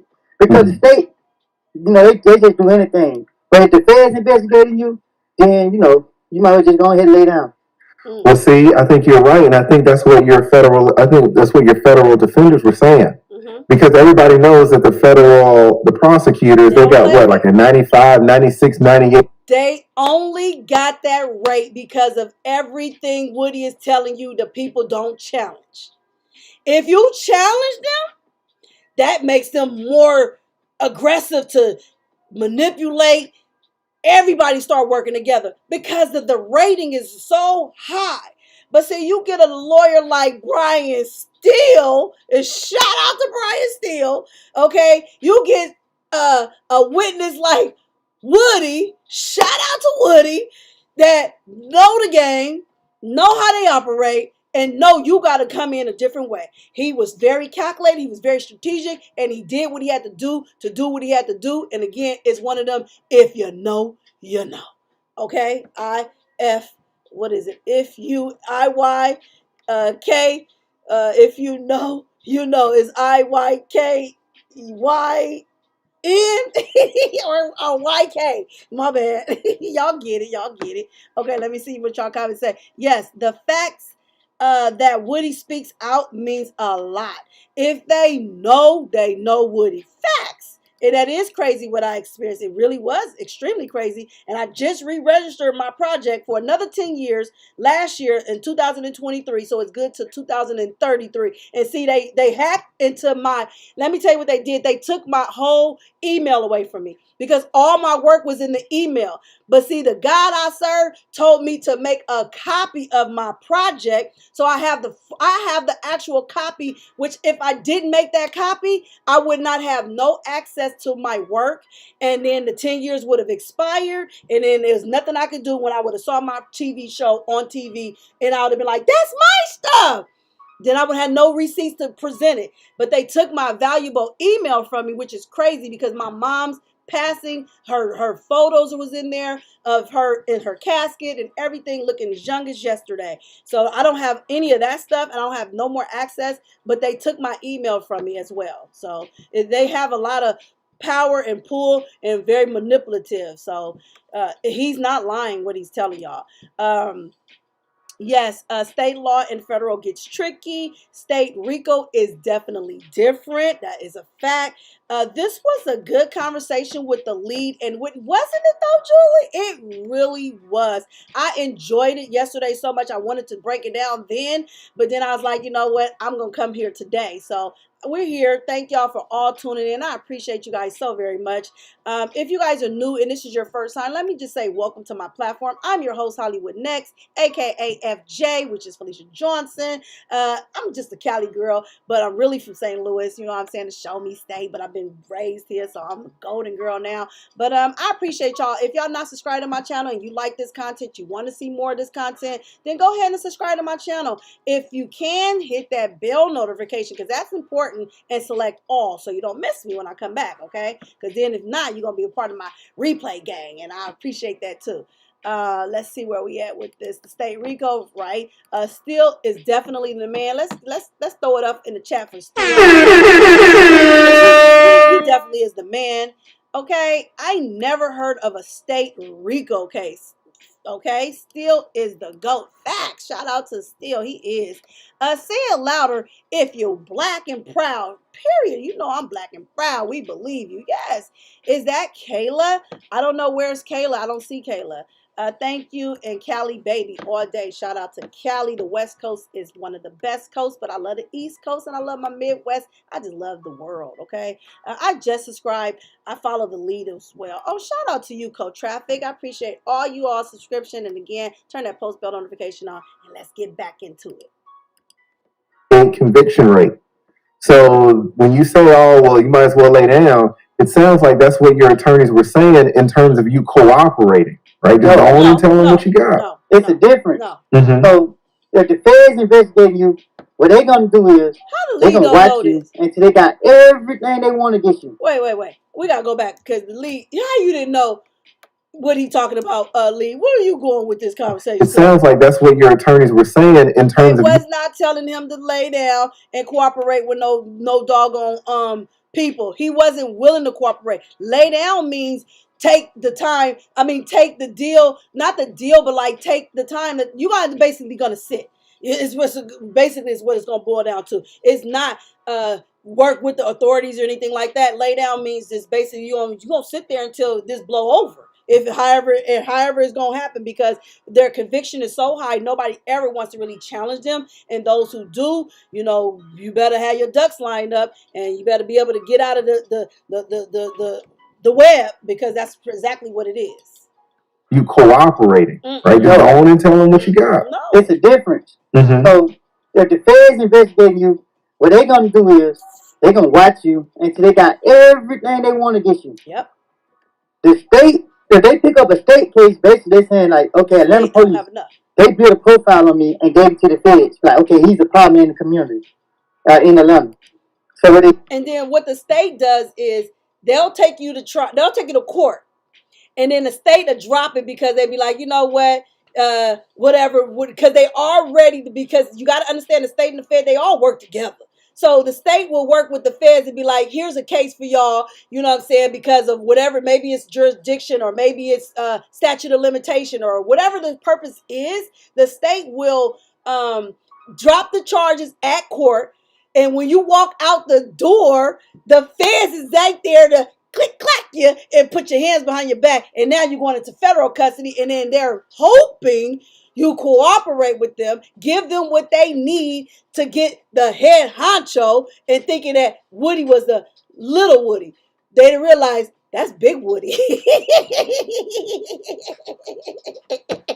Shout out to the big one and not the little one. They did was they finally got a case, and they sent it over to the feds. Feds like, okay, we got a case. And then the feds go from there. But Atlanta police had already broke procedures. Oh. Yeah. So what you're saying is the feds didn't do their investigation in your rec case. They got their workup from the state. It was intimidation, right? So the feds picked up my case thinking that they could scare me into giving them whatever they think I might know. But when they got me over there, it was different, because I seen that they were trying to intimidate me. So when you try to intimidate me, then you should like come on with it. Right. And once I noticed that they were trying to scare me, I was like, okay, I dropped my nuts. And you wouldn't tell them the information that they wanted to know. Yeah, right. You know what I mean? So they try to have so many meetings. You know what the prosecutor told me? She said when I cussed my lawyer out in front of them, she said, okay, Mr. Copeland, contact your attorney when you're ready to cooperate. I was like, what? They told me there's two types of people in the feds. Ones that cooperate and the ones that wish they cooperate. I said it's three. Because you got the ones like me too, the ones with point through. Right. I went back to the jail, and that's when I fired him. That was your second attorney? That was the first attorney. The first attorney, gotcha. The second attorney, he wasn't get out my case for nothing. It took 2 years for me to fire him. And don't you see the pattern? Because we're seeing this play out today in the Young Thug's trial. You know, they don't want to recuse themselves. The judges don't want to walk away. It's so much because, in my opinion, they got people put in places to do certain things. They got people who's willing to, be corrupt, they may got paid higher, something that made them go out and do what they have done in order to secure these convictions. You see this stuff all the time. And I ain't saying that everybody is innocent and stuff like that. There's people out there that are committing these crimes, these heinous crimes and stuff like that. And they're being dealt with properly. But then you got some people who really are innocent and just get railroaded by the system because the system feel they can do this to some people who they think is the little Woody and not the big one. Jesus. Yeah. Jesus. I was like, so you fired him because you made up that lie about him touching your butt, right? Yeah. So you got him off your case by any means necessary. If it's your life, it's your life. You ain't no holding back. Mm-hmm. I got the transcripts. Like I still got the papers at the house where I can show you. I told the judge I fear for my life because this is the person who my life is in his hand. Yes. You know what his argument is? His argument was justification, not public safety, justification. Like he basically trying to say I had the firearm. But you crazy? Right. He trying to say I had it because people were trying to do harm to me. Mm-hmm. So I'm telling him if there was the law and if there was truth, I wouldn't be sitting in jail under this charge. Right. They found possession is 9/10 of the law. That means it got to be an arm reach. It got to be on my person. Mm-hmm. You don't have no knowledge that I had this firearm because when the police came down, he saw me. I was playing basketball, and it was people sitting with this bag. The video showed people was going in the bag and everything. Wow. And it was covered with, it was skipping. So you can't say if somebody came in the gym and put it in their bag because my attention was focused on basketball. Right. And all the people that was in the gym, nobody said the police were coming in. Once I looked up, it was 30 police in the gym. So because the video could have showed other people who had access to the bag put the machine gun in, but the video. Yeah. Okay. I want to kind of skip him. There was the basketball. Shirt and the evidence that they had was I had on True Religion shirt and True Religion pants. The 911 caller described me as a white True Religion shirt and blue True Religion pants. So, and they said I was in the recreation center, but he never said a crime was committed. He just said a person in the gym got a machine gun.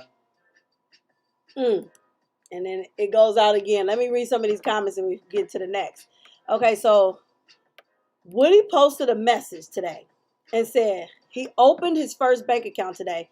That's awesome. Yeah, I saw that. I was like, wow, that's huge.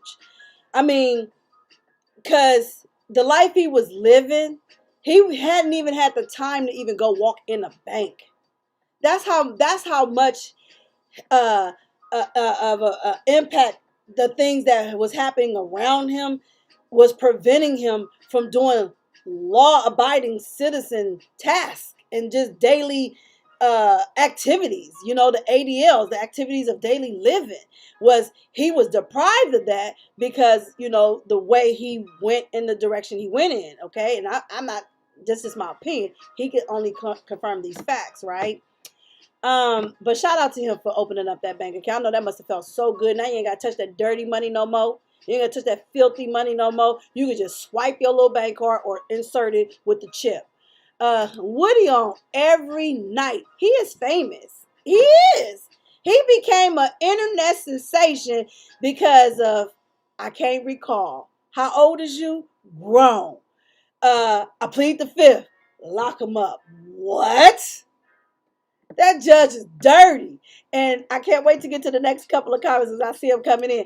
Absolutely, they put people in place. What you thought they wasn't? The system is a mess.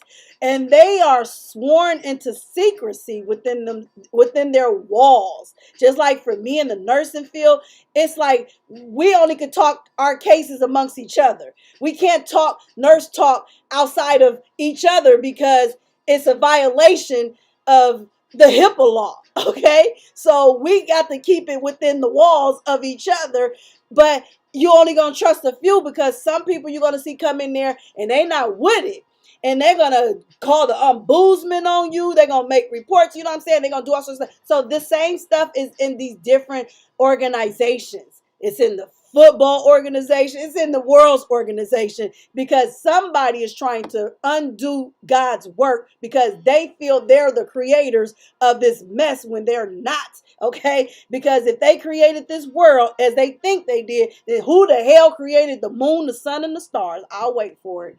Okay, yeah, if I wasn't watching with my own eyes, I wouldn't believe the craziness either. Is you crazy? Okay. And shout out to Co-Traffic, one of my new subscribers says, remember, do y'all think it's plenty attorneys not touching this case? Something is wrong. I absolutely agree.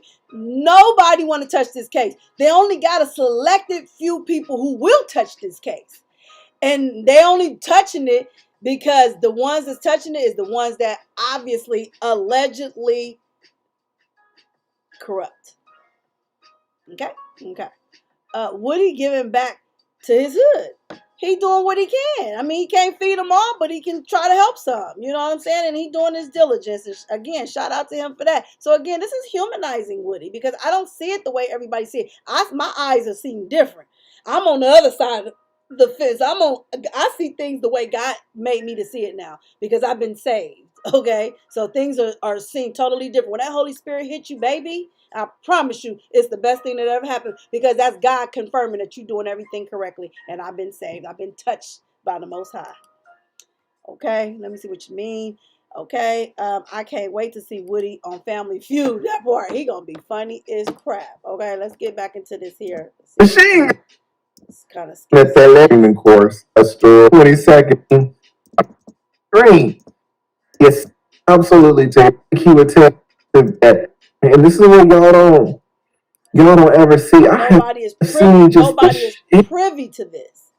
Is he the attorney or not? I don't know. Is he really a real attorney, or just calling himself? I don't know what he is. What type of lawyer is he? I don't know. And if y'all want to support my channel, there's a ticker at the bottom of the screen that gives you all the information on ways to donate to the platform. And I'll make sure it's in my community post. I posted it in my community the other day for my organization that I started to launch called Normalized Therapy. It's important. I hope Woody is seeking therapy just, to clear, his mental health. Because this is a lot. He's still dealing with these people after 10 years of being tortured, harassed, and bullied. And, they want him to come out and talk to them and all that stuff. Okay, did he ever come back? Because I don't remember. Because I didn't watch the whole thing. I only saw what I was trying to capture. And then that would have did it. I don't think he came back. Good. He didn't need to come back. After he said that pretty much closed it out. And then that's it. So, boom. So, yeah, let me get up into the conversation. I have a son, Woody and Jeffrey's age. They grow and mature. They do. You just got to keep your foot on their little necks until they get it right. You know what I'm saying? And let them know when they wrong. You know what I'm saying? But still love on them, because everybody needs that family support. They need somebody to, correct them or at least point out their wrongs so they can make their own corrections for themselves. You don't want to throw somebody under the bus because of something they've done in their past. And remember, your past is not your future. Okay, if you don't know nothing else, just remember that part of it. Your past is not your future. Okay, so I'm pretty much done with him on that. I can take my audio off in the background because I just didn't want it to be too much copywritten, so I just wanted to add a little something in there so they can't come messing with your girl. Let me see. I would share it on my screen, but like I said, this is my community tab. But what I will do is tell you guys a little bit briefly about my organization and what it means to normalize therapy. Okay, so if anybody's interested, I am selling t-shirts, and there's quotes that's on the back of the shirts. On the front of the shirts, they all say normalize therapy, and then on the back of the shirts, there's a special quote that I put there. So anyway, normalized therapy is It's a pioneer company that is dedicated to spreading awareness and promoting early prevention and normalizing therapy. This was founded in 2024. My mission is to break the stigma surrounding mental health and therapy by incorporating these important conversations into everyday life through our unique approach of selling t-shirts and apparel. At Normalized Therapy, we believe that mental health is just as important as physical health, and we strive to make seeking therapy a normalized and encouraged practice. Our thoughtful design t-shirts not only promote mental health awareness, but also serves as conversation starters to help break down barriers and foster open discussions about therapy. Through our innovative product and initiatives, we aim to empower individuals to prioritize their mental well-being and seek the support they need without fear or shame. And again, it says, join us in our mission to normalize therapy and create a more mentally healthy society for all. Okay, I am your CEO and founder of Normalized Therapy. Okay, so if you guys are interested, I'm taking pre-orders. I've sold about 50 shirts already, so those orders are already being processed and packaged and being sent out. So if anybody is interested in it, all you have to do is email me, and then I can send you guys all of the information that you're going to need on that. And then as far as like some of the stuff that I have, hold on, let me just type this in here. Normalize. Okay. It's this one. So, hold on. Where is it at? Okay. Right. Boom. Just want to give you guys some knowledge of some of the stuff that I have going on. So I think this is a great organization because it really, really is focusing on breaking that stigma and the fear of therapy, because people are saying, oh, you're crazy, you're crazy. Baby, you ain't crazy. You're smart. You actually have enough sense to go get the help that you need so you don't go crazy, okay? That's what therapy is really all about. And soon as we can normalize the conversation and make it, exciting to talk about, the sooner people can get the help that they need. But anyway, on the front of the shirt, on the back of the shirt, on the green shirt, it says mental health awareness. That quote can never be changed because we know green represents mental health. And on any of the other color shirts that I have, there's quotes that says regulate your mind. Early prevention is a game changer is another quote. And another quote, I put biblical quotes in there. 2 Timothy 1,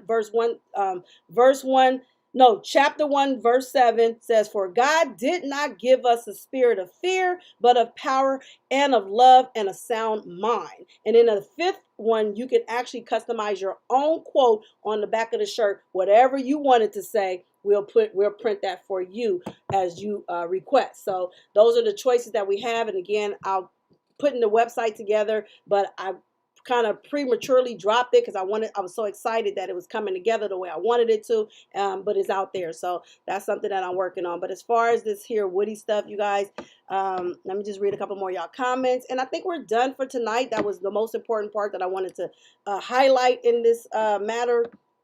And so let me see. It says, I can't wait to see him on Family Feud.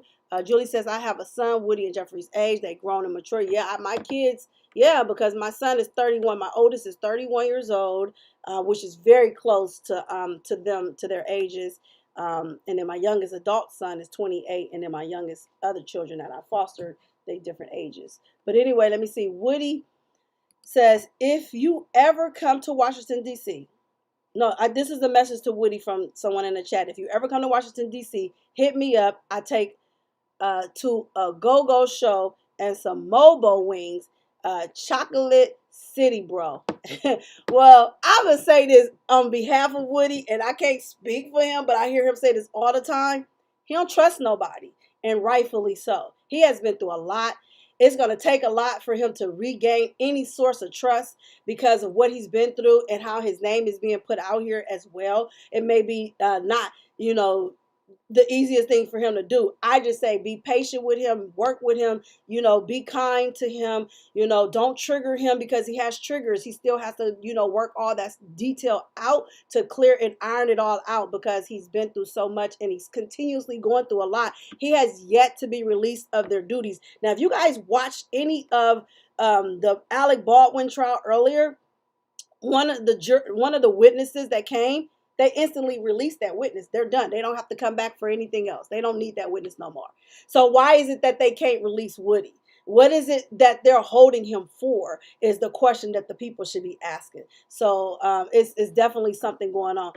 Put a link on your live so I can come up. Okay, let me do that. Let me go ahead and open up the panel. I didn't think of that. So if anybody wants to come up really quickly before I get up out of here, I should always offer you guys to come up here and voice your thoughts and your opinions.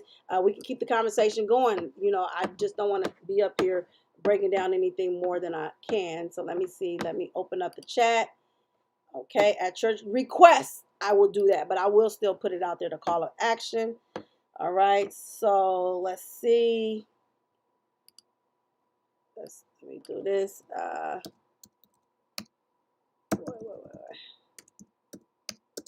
Let me put this in there so that way you can come up. You want to join me? Come on. Let me put it in the chat. All right. Boom. There's the link. Anybody want to come up? Come up. Let's talk about it. What's y'all thoughts about my breakdown? And what's y'all thoughts about what Woody has spoke about?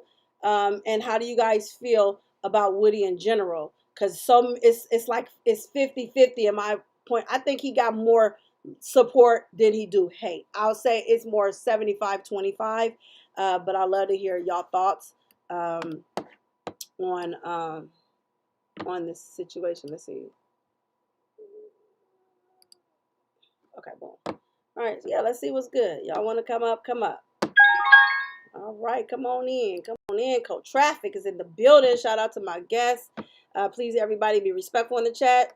And let me just unmute you, or let me see. What do I got to do? Go solo. Okay. You should be on the live with me. Can you hear me? I can hear you. I can hear you, sir. Go ahead, my brother. Thank you. Man, how you doing, man? Attorney Lee, that nigga is the truth. Say it one more Like, time. he's really, Attorney Lee, he the truth. Like, he the truth. Like, he's a real attorney. Okay, thank you for sharing. I didn't know if he was. Some people say they No, are. he really is very professional. Okay. Like when you really know, he'd been a lot of high profile cases. Okay. And he won. Yeah, he's good. You don't think we already checked him out? I'm sure y'all did. Y'all check everybody. I've been checked out, so I know I've been checked out. Shit, they was coming for your sister. I ain't gonna play with the people, but you know what? They ain't got nothing on me. I'm great. Oh, they said it's echoing. I know why. I know why. Hold on. Okay. It's a reason it does that. Hold on. Where's my audio? Let me move this. I think Attorney Lee had brothers on there too.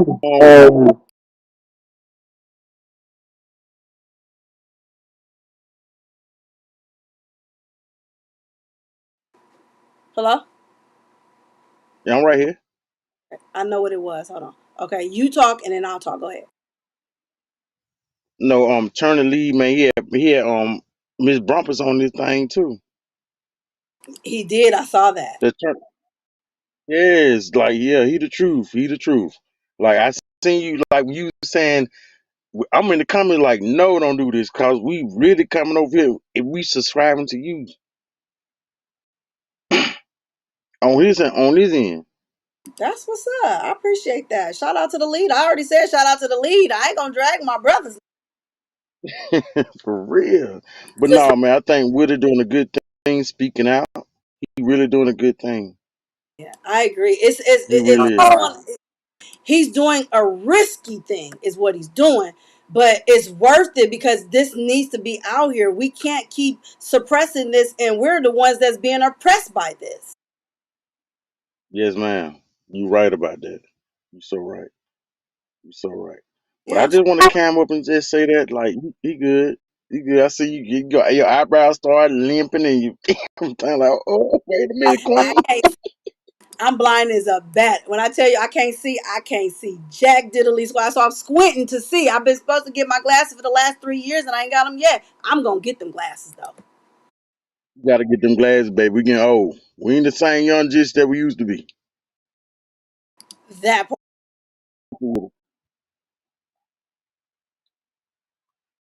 That's But right. it's on though. Yeah, that's what's up. So tell me what's your thoughts about Woody in general. How do you feel about him? If you don't mind me just ask you a couple of questions as I got you up here. What's your thoughts of Woody? Like, how do you feel about my brother? In a situation that he couldn't, like he always say, nigga, this would always said, would always say, I lied to go home. That's what's sticking. He lied to go home. I've been in Rice Street. I'm from Atlanta. I've been in Rice Street. I've been in Foot the Car. I've been in the car. All the way, I did 10-year bid. So I know how them rooms get cold. So what he did was he was trying to get home. Bruh still get money on the street.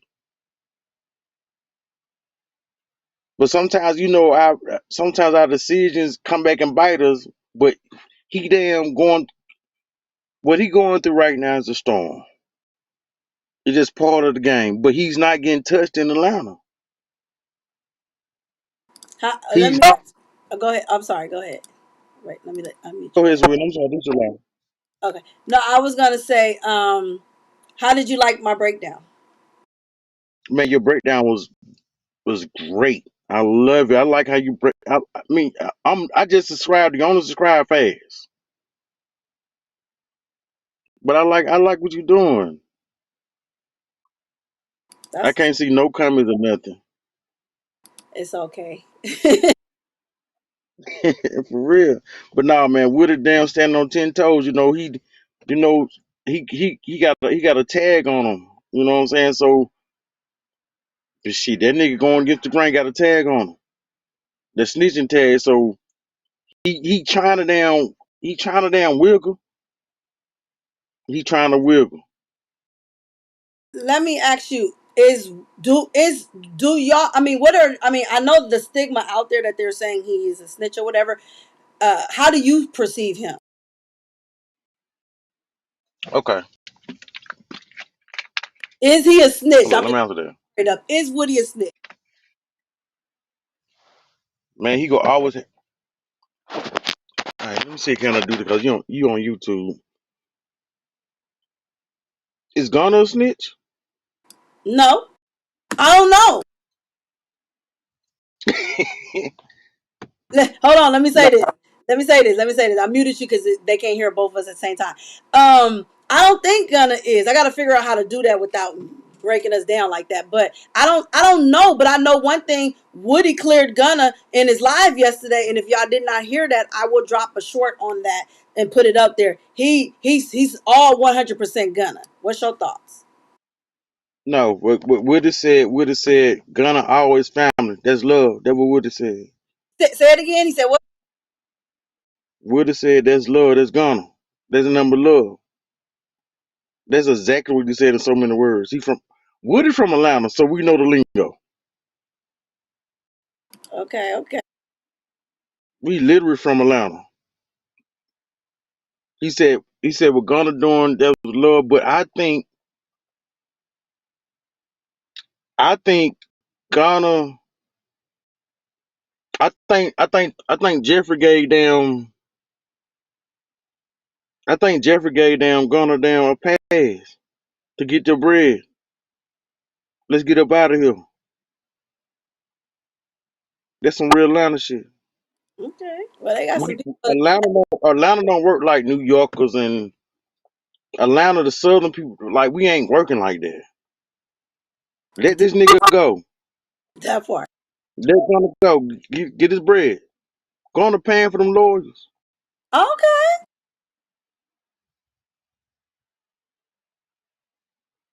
Gonna paying for them lawyers, man. I'm telling you the real shit. I you out there. I ain't in the A, but shout out to the A, baby. All that. Yeah, we listen to everything y'all saying, and I think I never seen you till tonight. Bro, like, let me subscribe to Shout. I said, let me subscribe to Shout. Shout talking some shit.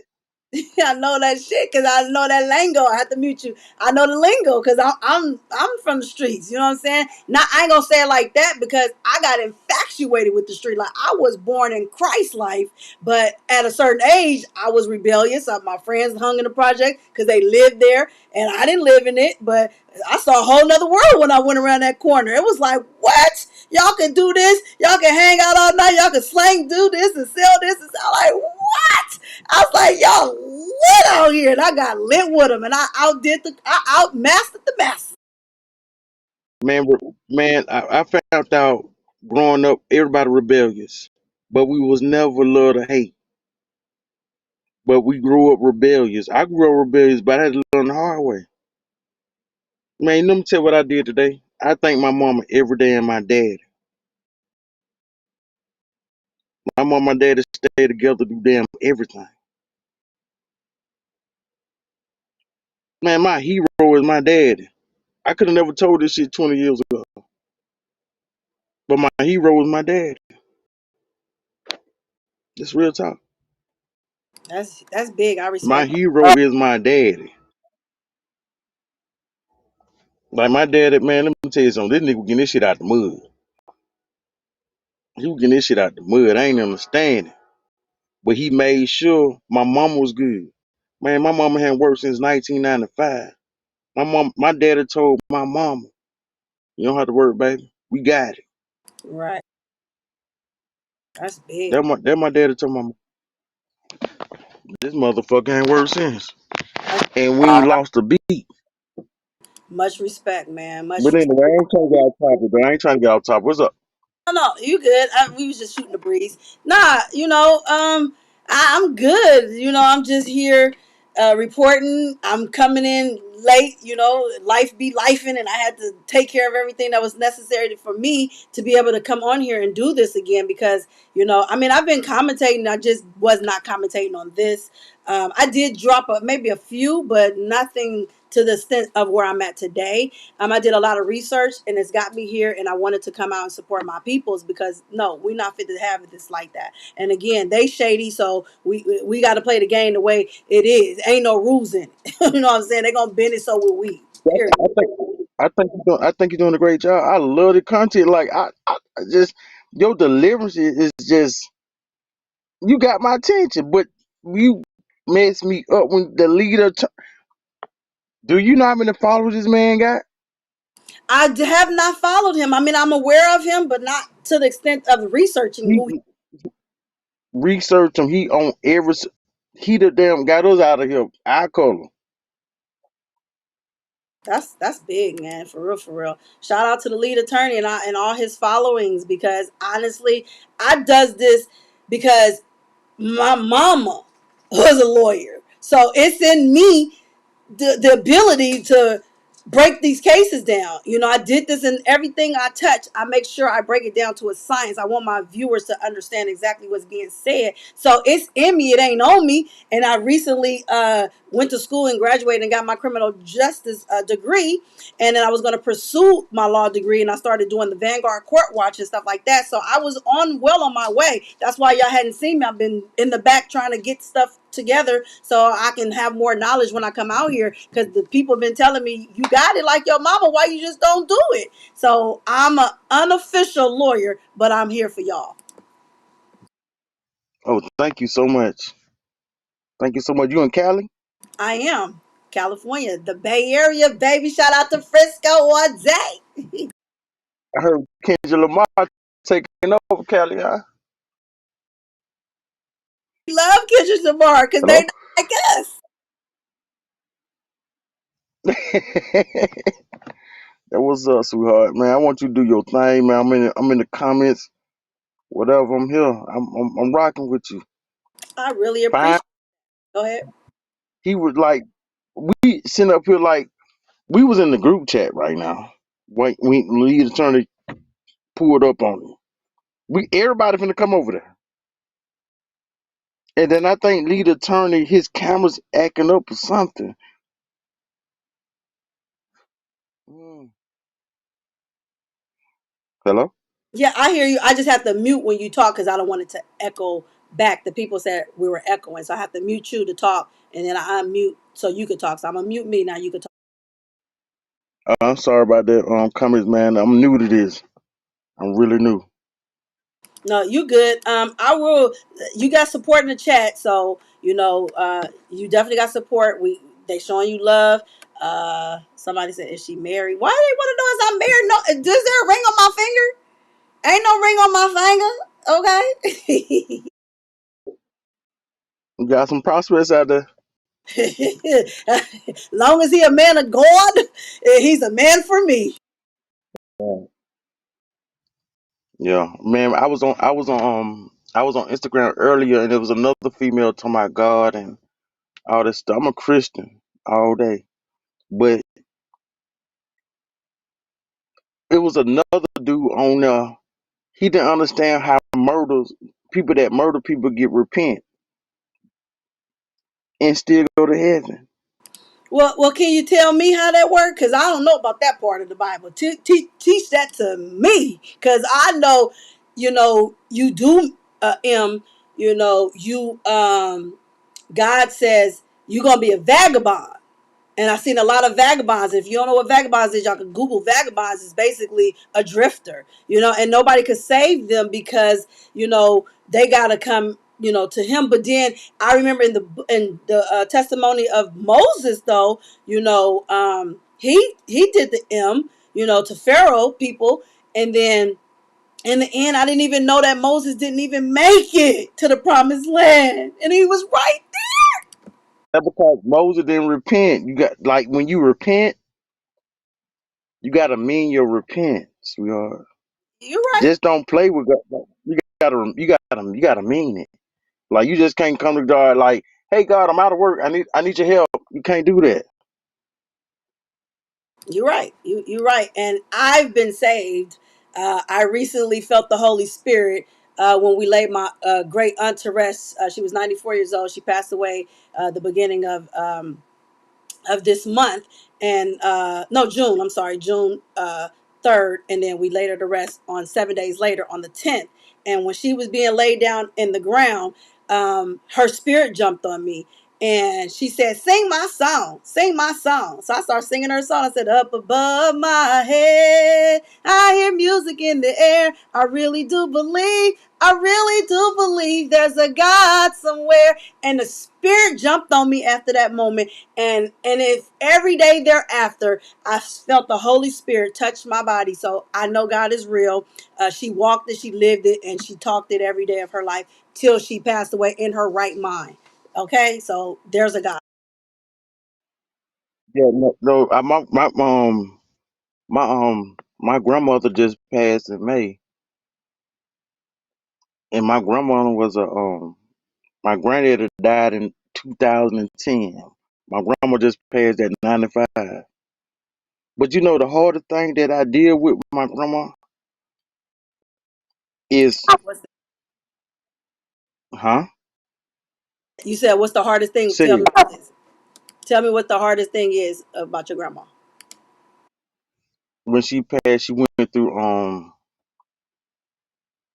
what's the word? She went through what's the word?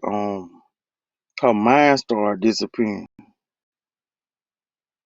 Uh, You know that? Let me answer that for you. Yes, I'm nursing, so I know. That's called dementia or Alzheimer. Yeah. She went through both. She went through both.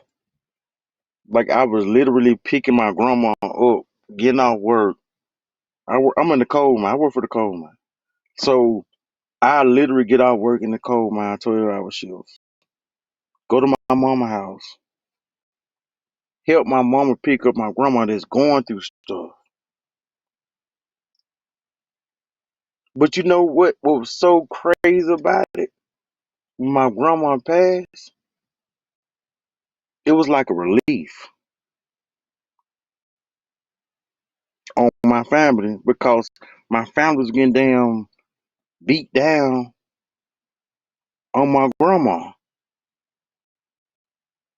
No, you smiling? Don't smile.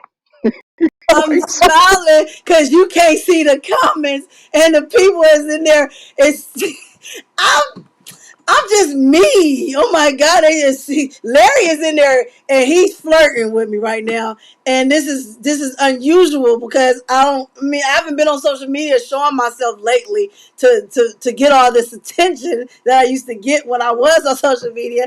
But then I was in a relationship. Now I'm not, and it's just like this is funny. But anyway, Larry said, "Oh wow, she could sing. I just fell in love with her. Do she have any children?" Oh, I can't see no damn comments. I wish I can see comments. It's all good. It's all good. I'm listening to you, my brother. You on the air with your girl. So what it continue. I hear The minutes, yo, the minutes on your body right now in the comments. you. Said what? Yo, this some the minutes on your body right now. The men's is on my body. Shake them off. Uh oh. I love my men, but come on, y'all. I'm just getting back in the gazang. Y'all trying to get me out already? Goodness gracious.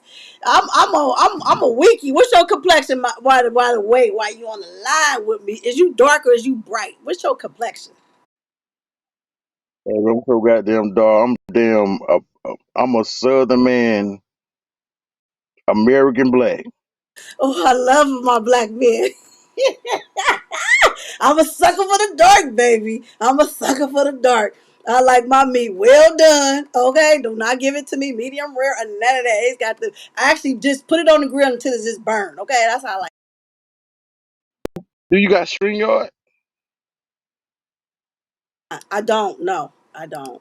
Mm-mm. I'm about to send you a link to it so you can do string yard or something. Cause right now, whatever link you own, niggas can't see the comments. I can't even damn cam up. It's telling me right now I can't cam up. Can Can you see the live at all? I can see you. I can see lead attorney. I can see you in the corner. Okay, hold on. Let me put this together for you. Hold on. I'm finna put I'm gonna put the comments there so you can actually see the comments. How about that? Let me what do I do to do that? Let me just remember. Give me a second. Um, how do you put the comments up here? Okay, it's the screen thing. Let me go over here. Da, da, da, da, da. I can share my comments. Hold on. Put a widget here. Hold on. I can't hear you. I got you on mute because we both can't talk at the same time. Unfortunately, I got to figure that part out. There's a way I can do it. I just don't know it as of right now. So I'm going to mute me and unmute you. You can talk while I put the widget up. This one.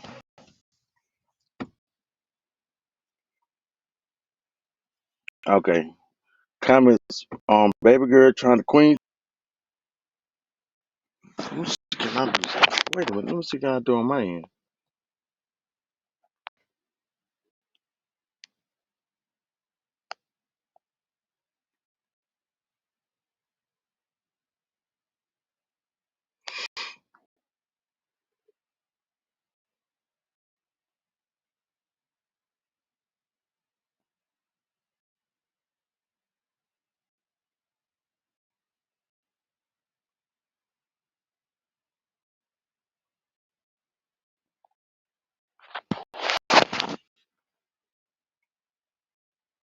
You can see my whole screen. So can you see the comments? Can y'all hear me? Mm-mm. We can hear you now. Yeah, I can see. Can you hear me?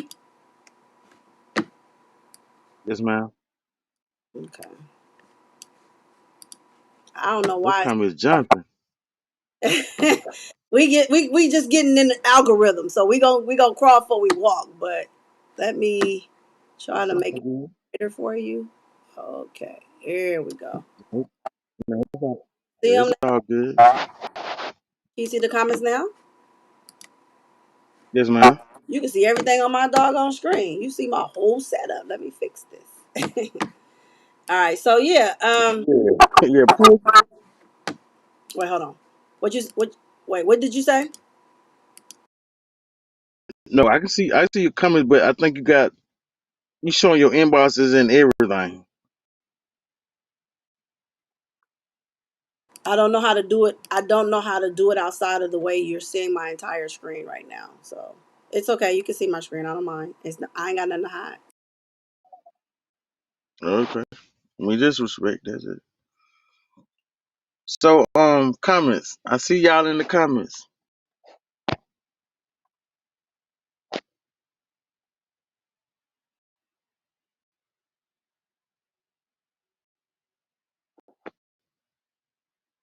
I thought I got rid of you. Can you see the comments now? Yes, ma'am. Try to scroll Okay, up. so let's talk about it. Go ahead. Hold on. Hold on. Hold on, sweetheart. Hold on. Let me.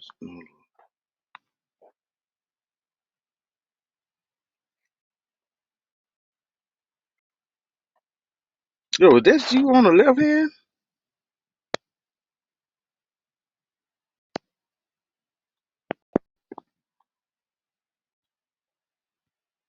You don't see me Why no? the hell my damn? No, you good. I can see you on the top. I'm putting that over there.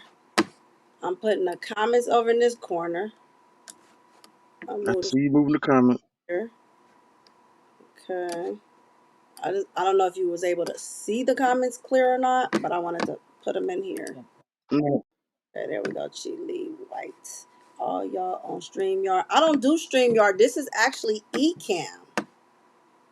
no, we're gonna send you stream your app so you can, and I'm gonna pay for it.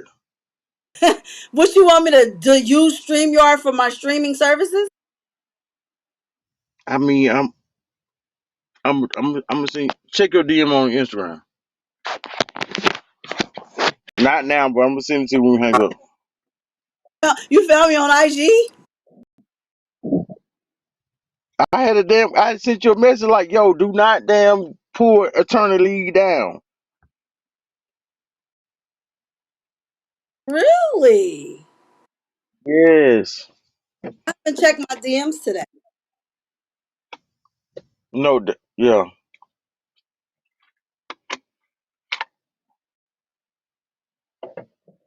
I'm gonna see your picture, man, so you see how I look. This happens to me every time I get on social media. Sometimes I get shy when y'all do that to me. I ain't gonna lie. Then I ain't gonna want to come on What, camera. man, you fine, sweetheart, you good. I be rapping a little bit too. I don't know if you saw me on Instagram, but I be rapping a little bit. What you what you rap like? Okay. Let, I do let me gangster see rap. what you got. I do I do gangster rap.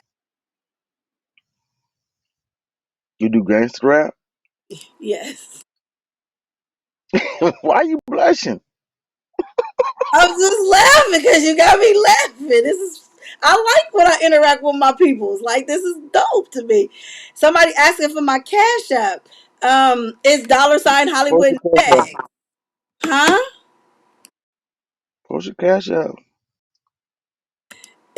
I'm fit to put in the chat. It's Hollywood next. I think I did that right. Yep. There it goes.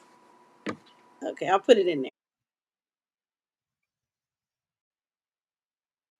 When I hang up, I'm seeing something too. Man. So what part of California you from?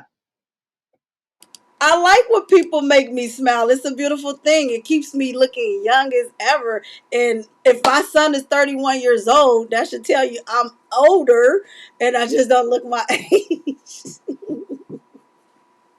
Y'all is doing the most tonight. Oh my G. Raise on you in the damn comments. Wait a minute. What happened?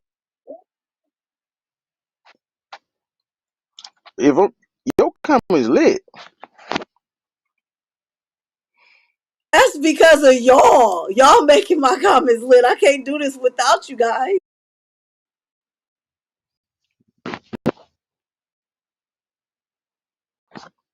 Oh wow, that shit is junk.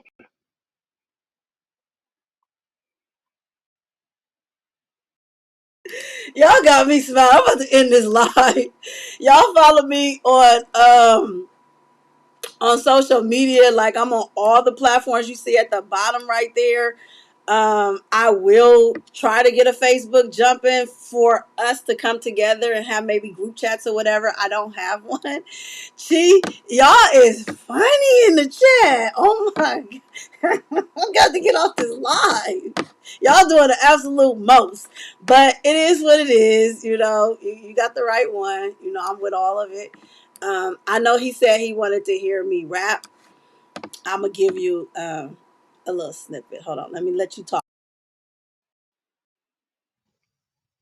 Okay, y'all, she about to give a snippet. Let's hear the snippet. Everybody in the comments, let's hear the snippet. All right.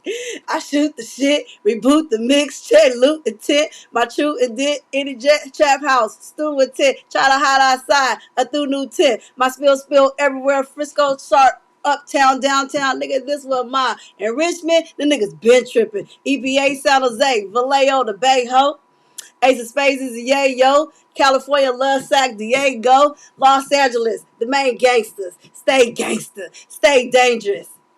I keep a 40 in my lapper. I'ma check my paper, get extra sauce. Extra sauce. Extra sauce. Shit. Okay, I hear you. I got a little sauce. I'm finna call. Yo, everybody in the comments, we going to Instagram.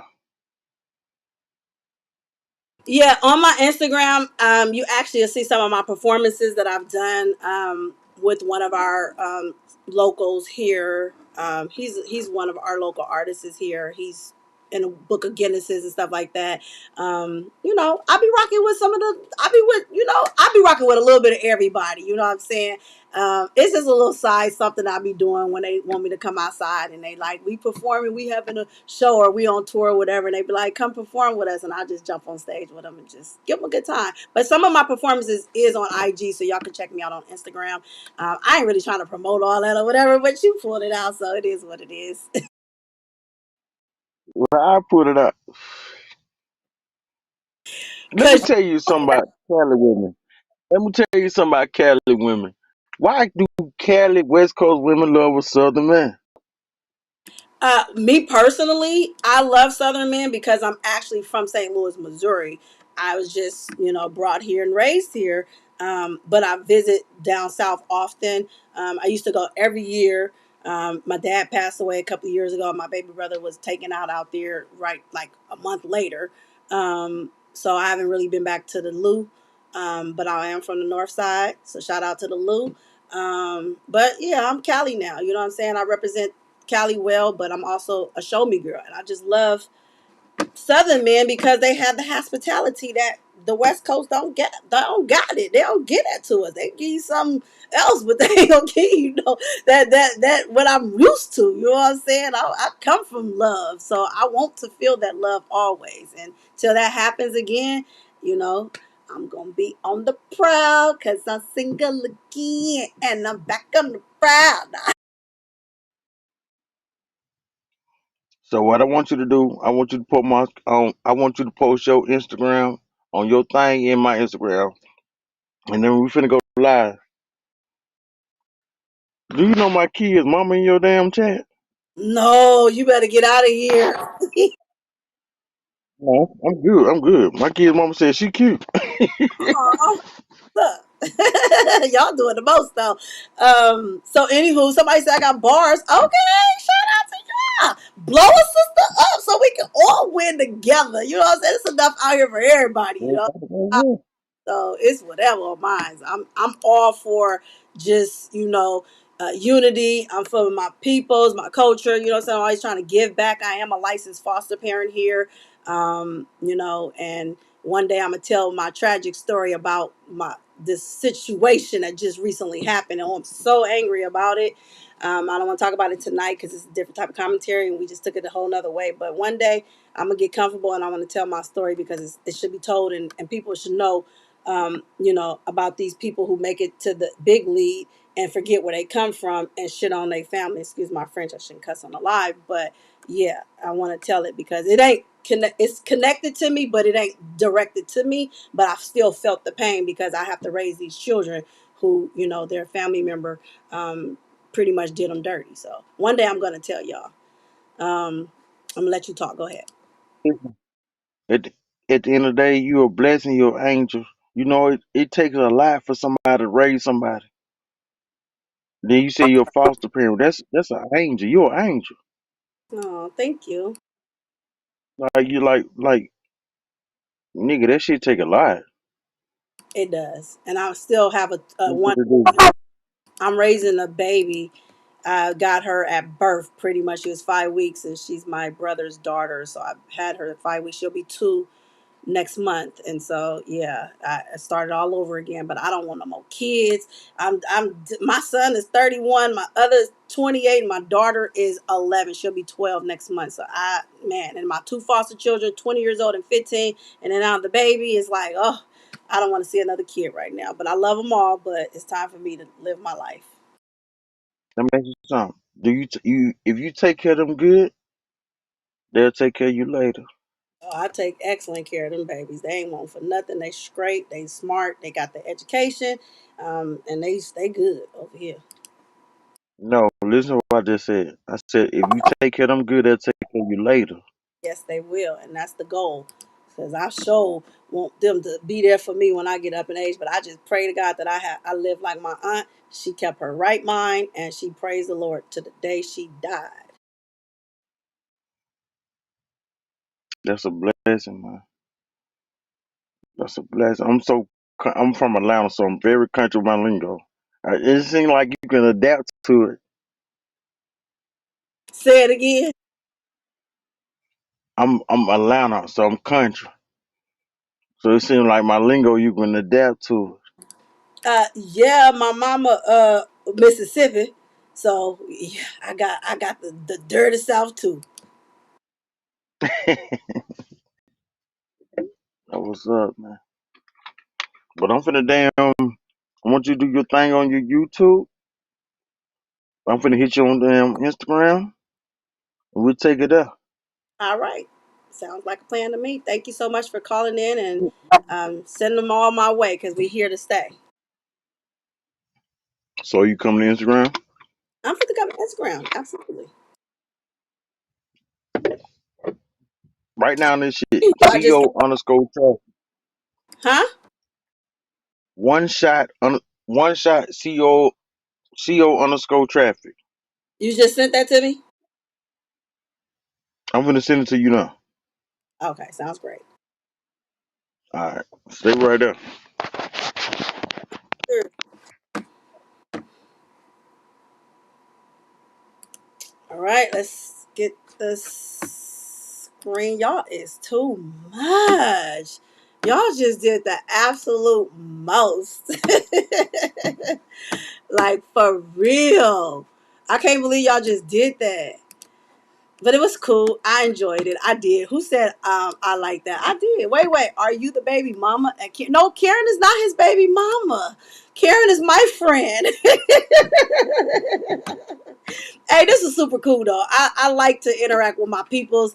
I hope that you guys come back again. That is our time over here. Sounds like we're gonna take it over there to IG. I don't really use my IG a lot. I just try to update y'all as much as I can on certain stuff. But I appreciate each and every one of you guys that tune into this live tonight to watch the breakdown. I feel like I wanted to just humanize him some because I do understand the street life. You know, even though we're on a different coast or whatever, I still understand it. And I just wanted to humanize him. Hopefully, I did a great job. That is my time. Again, if you guys are new to this platform, I just want to say welcome. If you're returning, welcome back. Okay. If you have not subscribed to the channel, you like what you saw, you want to see more stuff like this, even the funny parts and the bloopers, go ahead and subscribe to this growing channel and turn that post bell notification on and select all because you definitely do not want to miss me when I come back and bring you guys yet another one. That is my time. I appreciate you guys and see you on the next one. Piecez. Hollywood is out.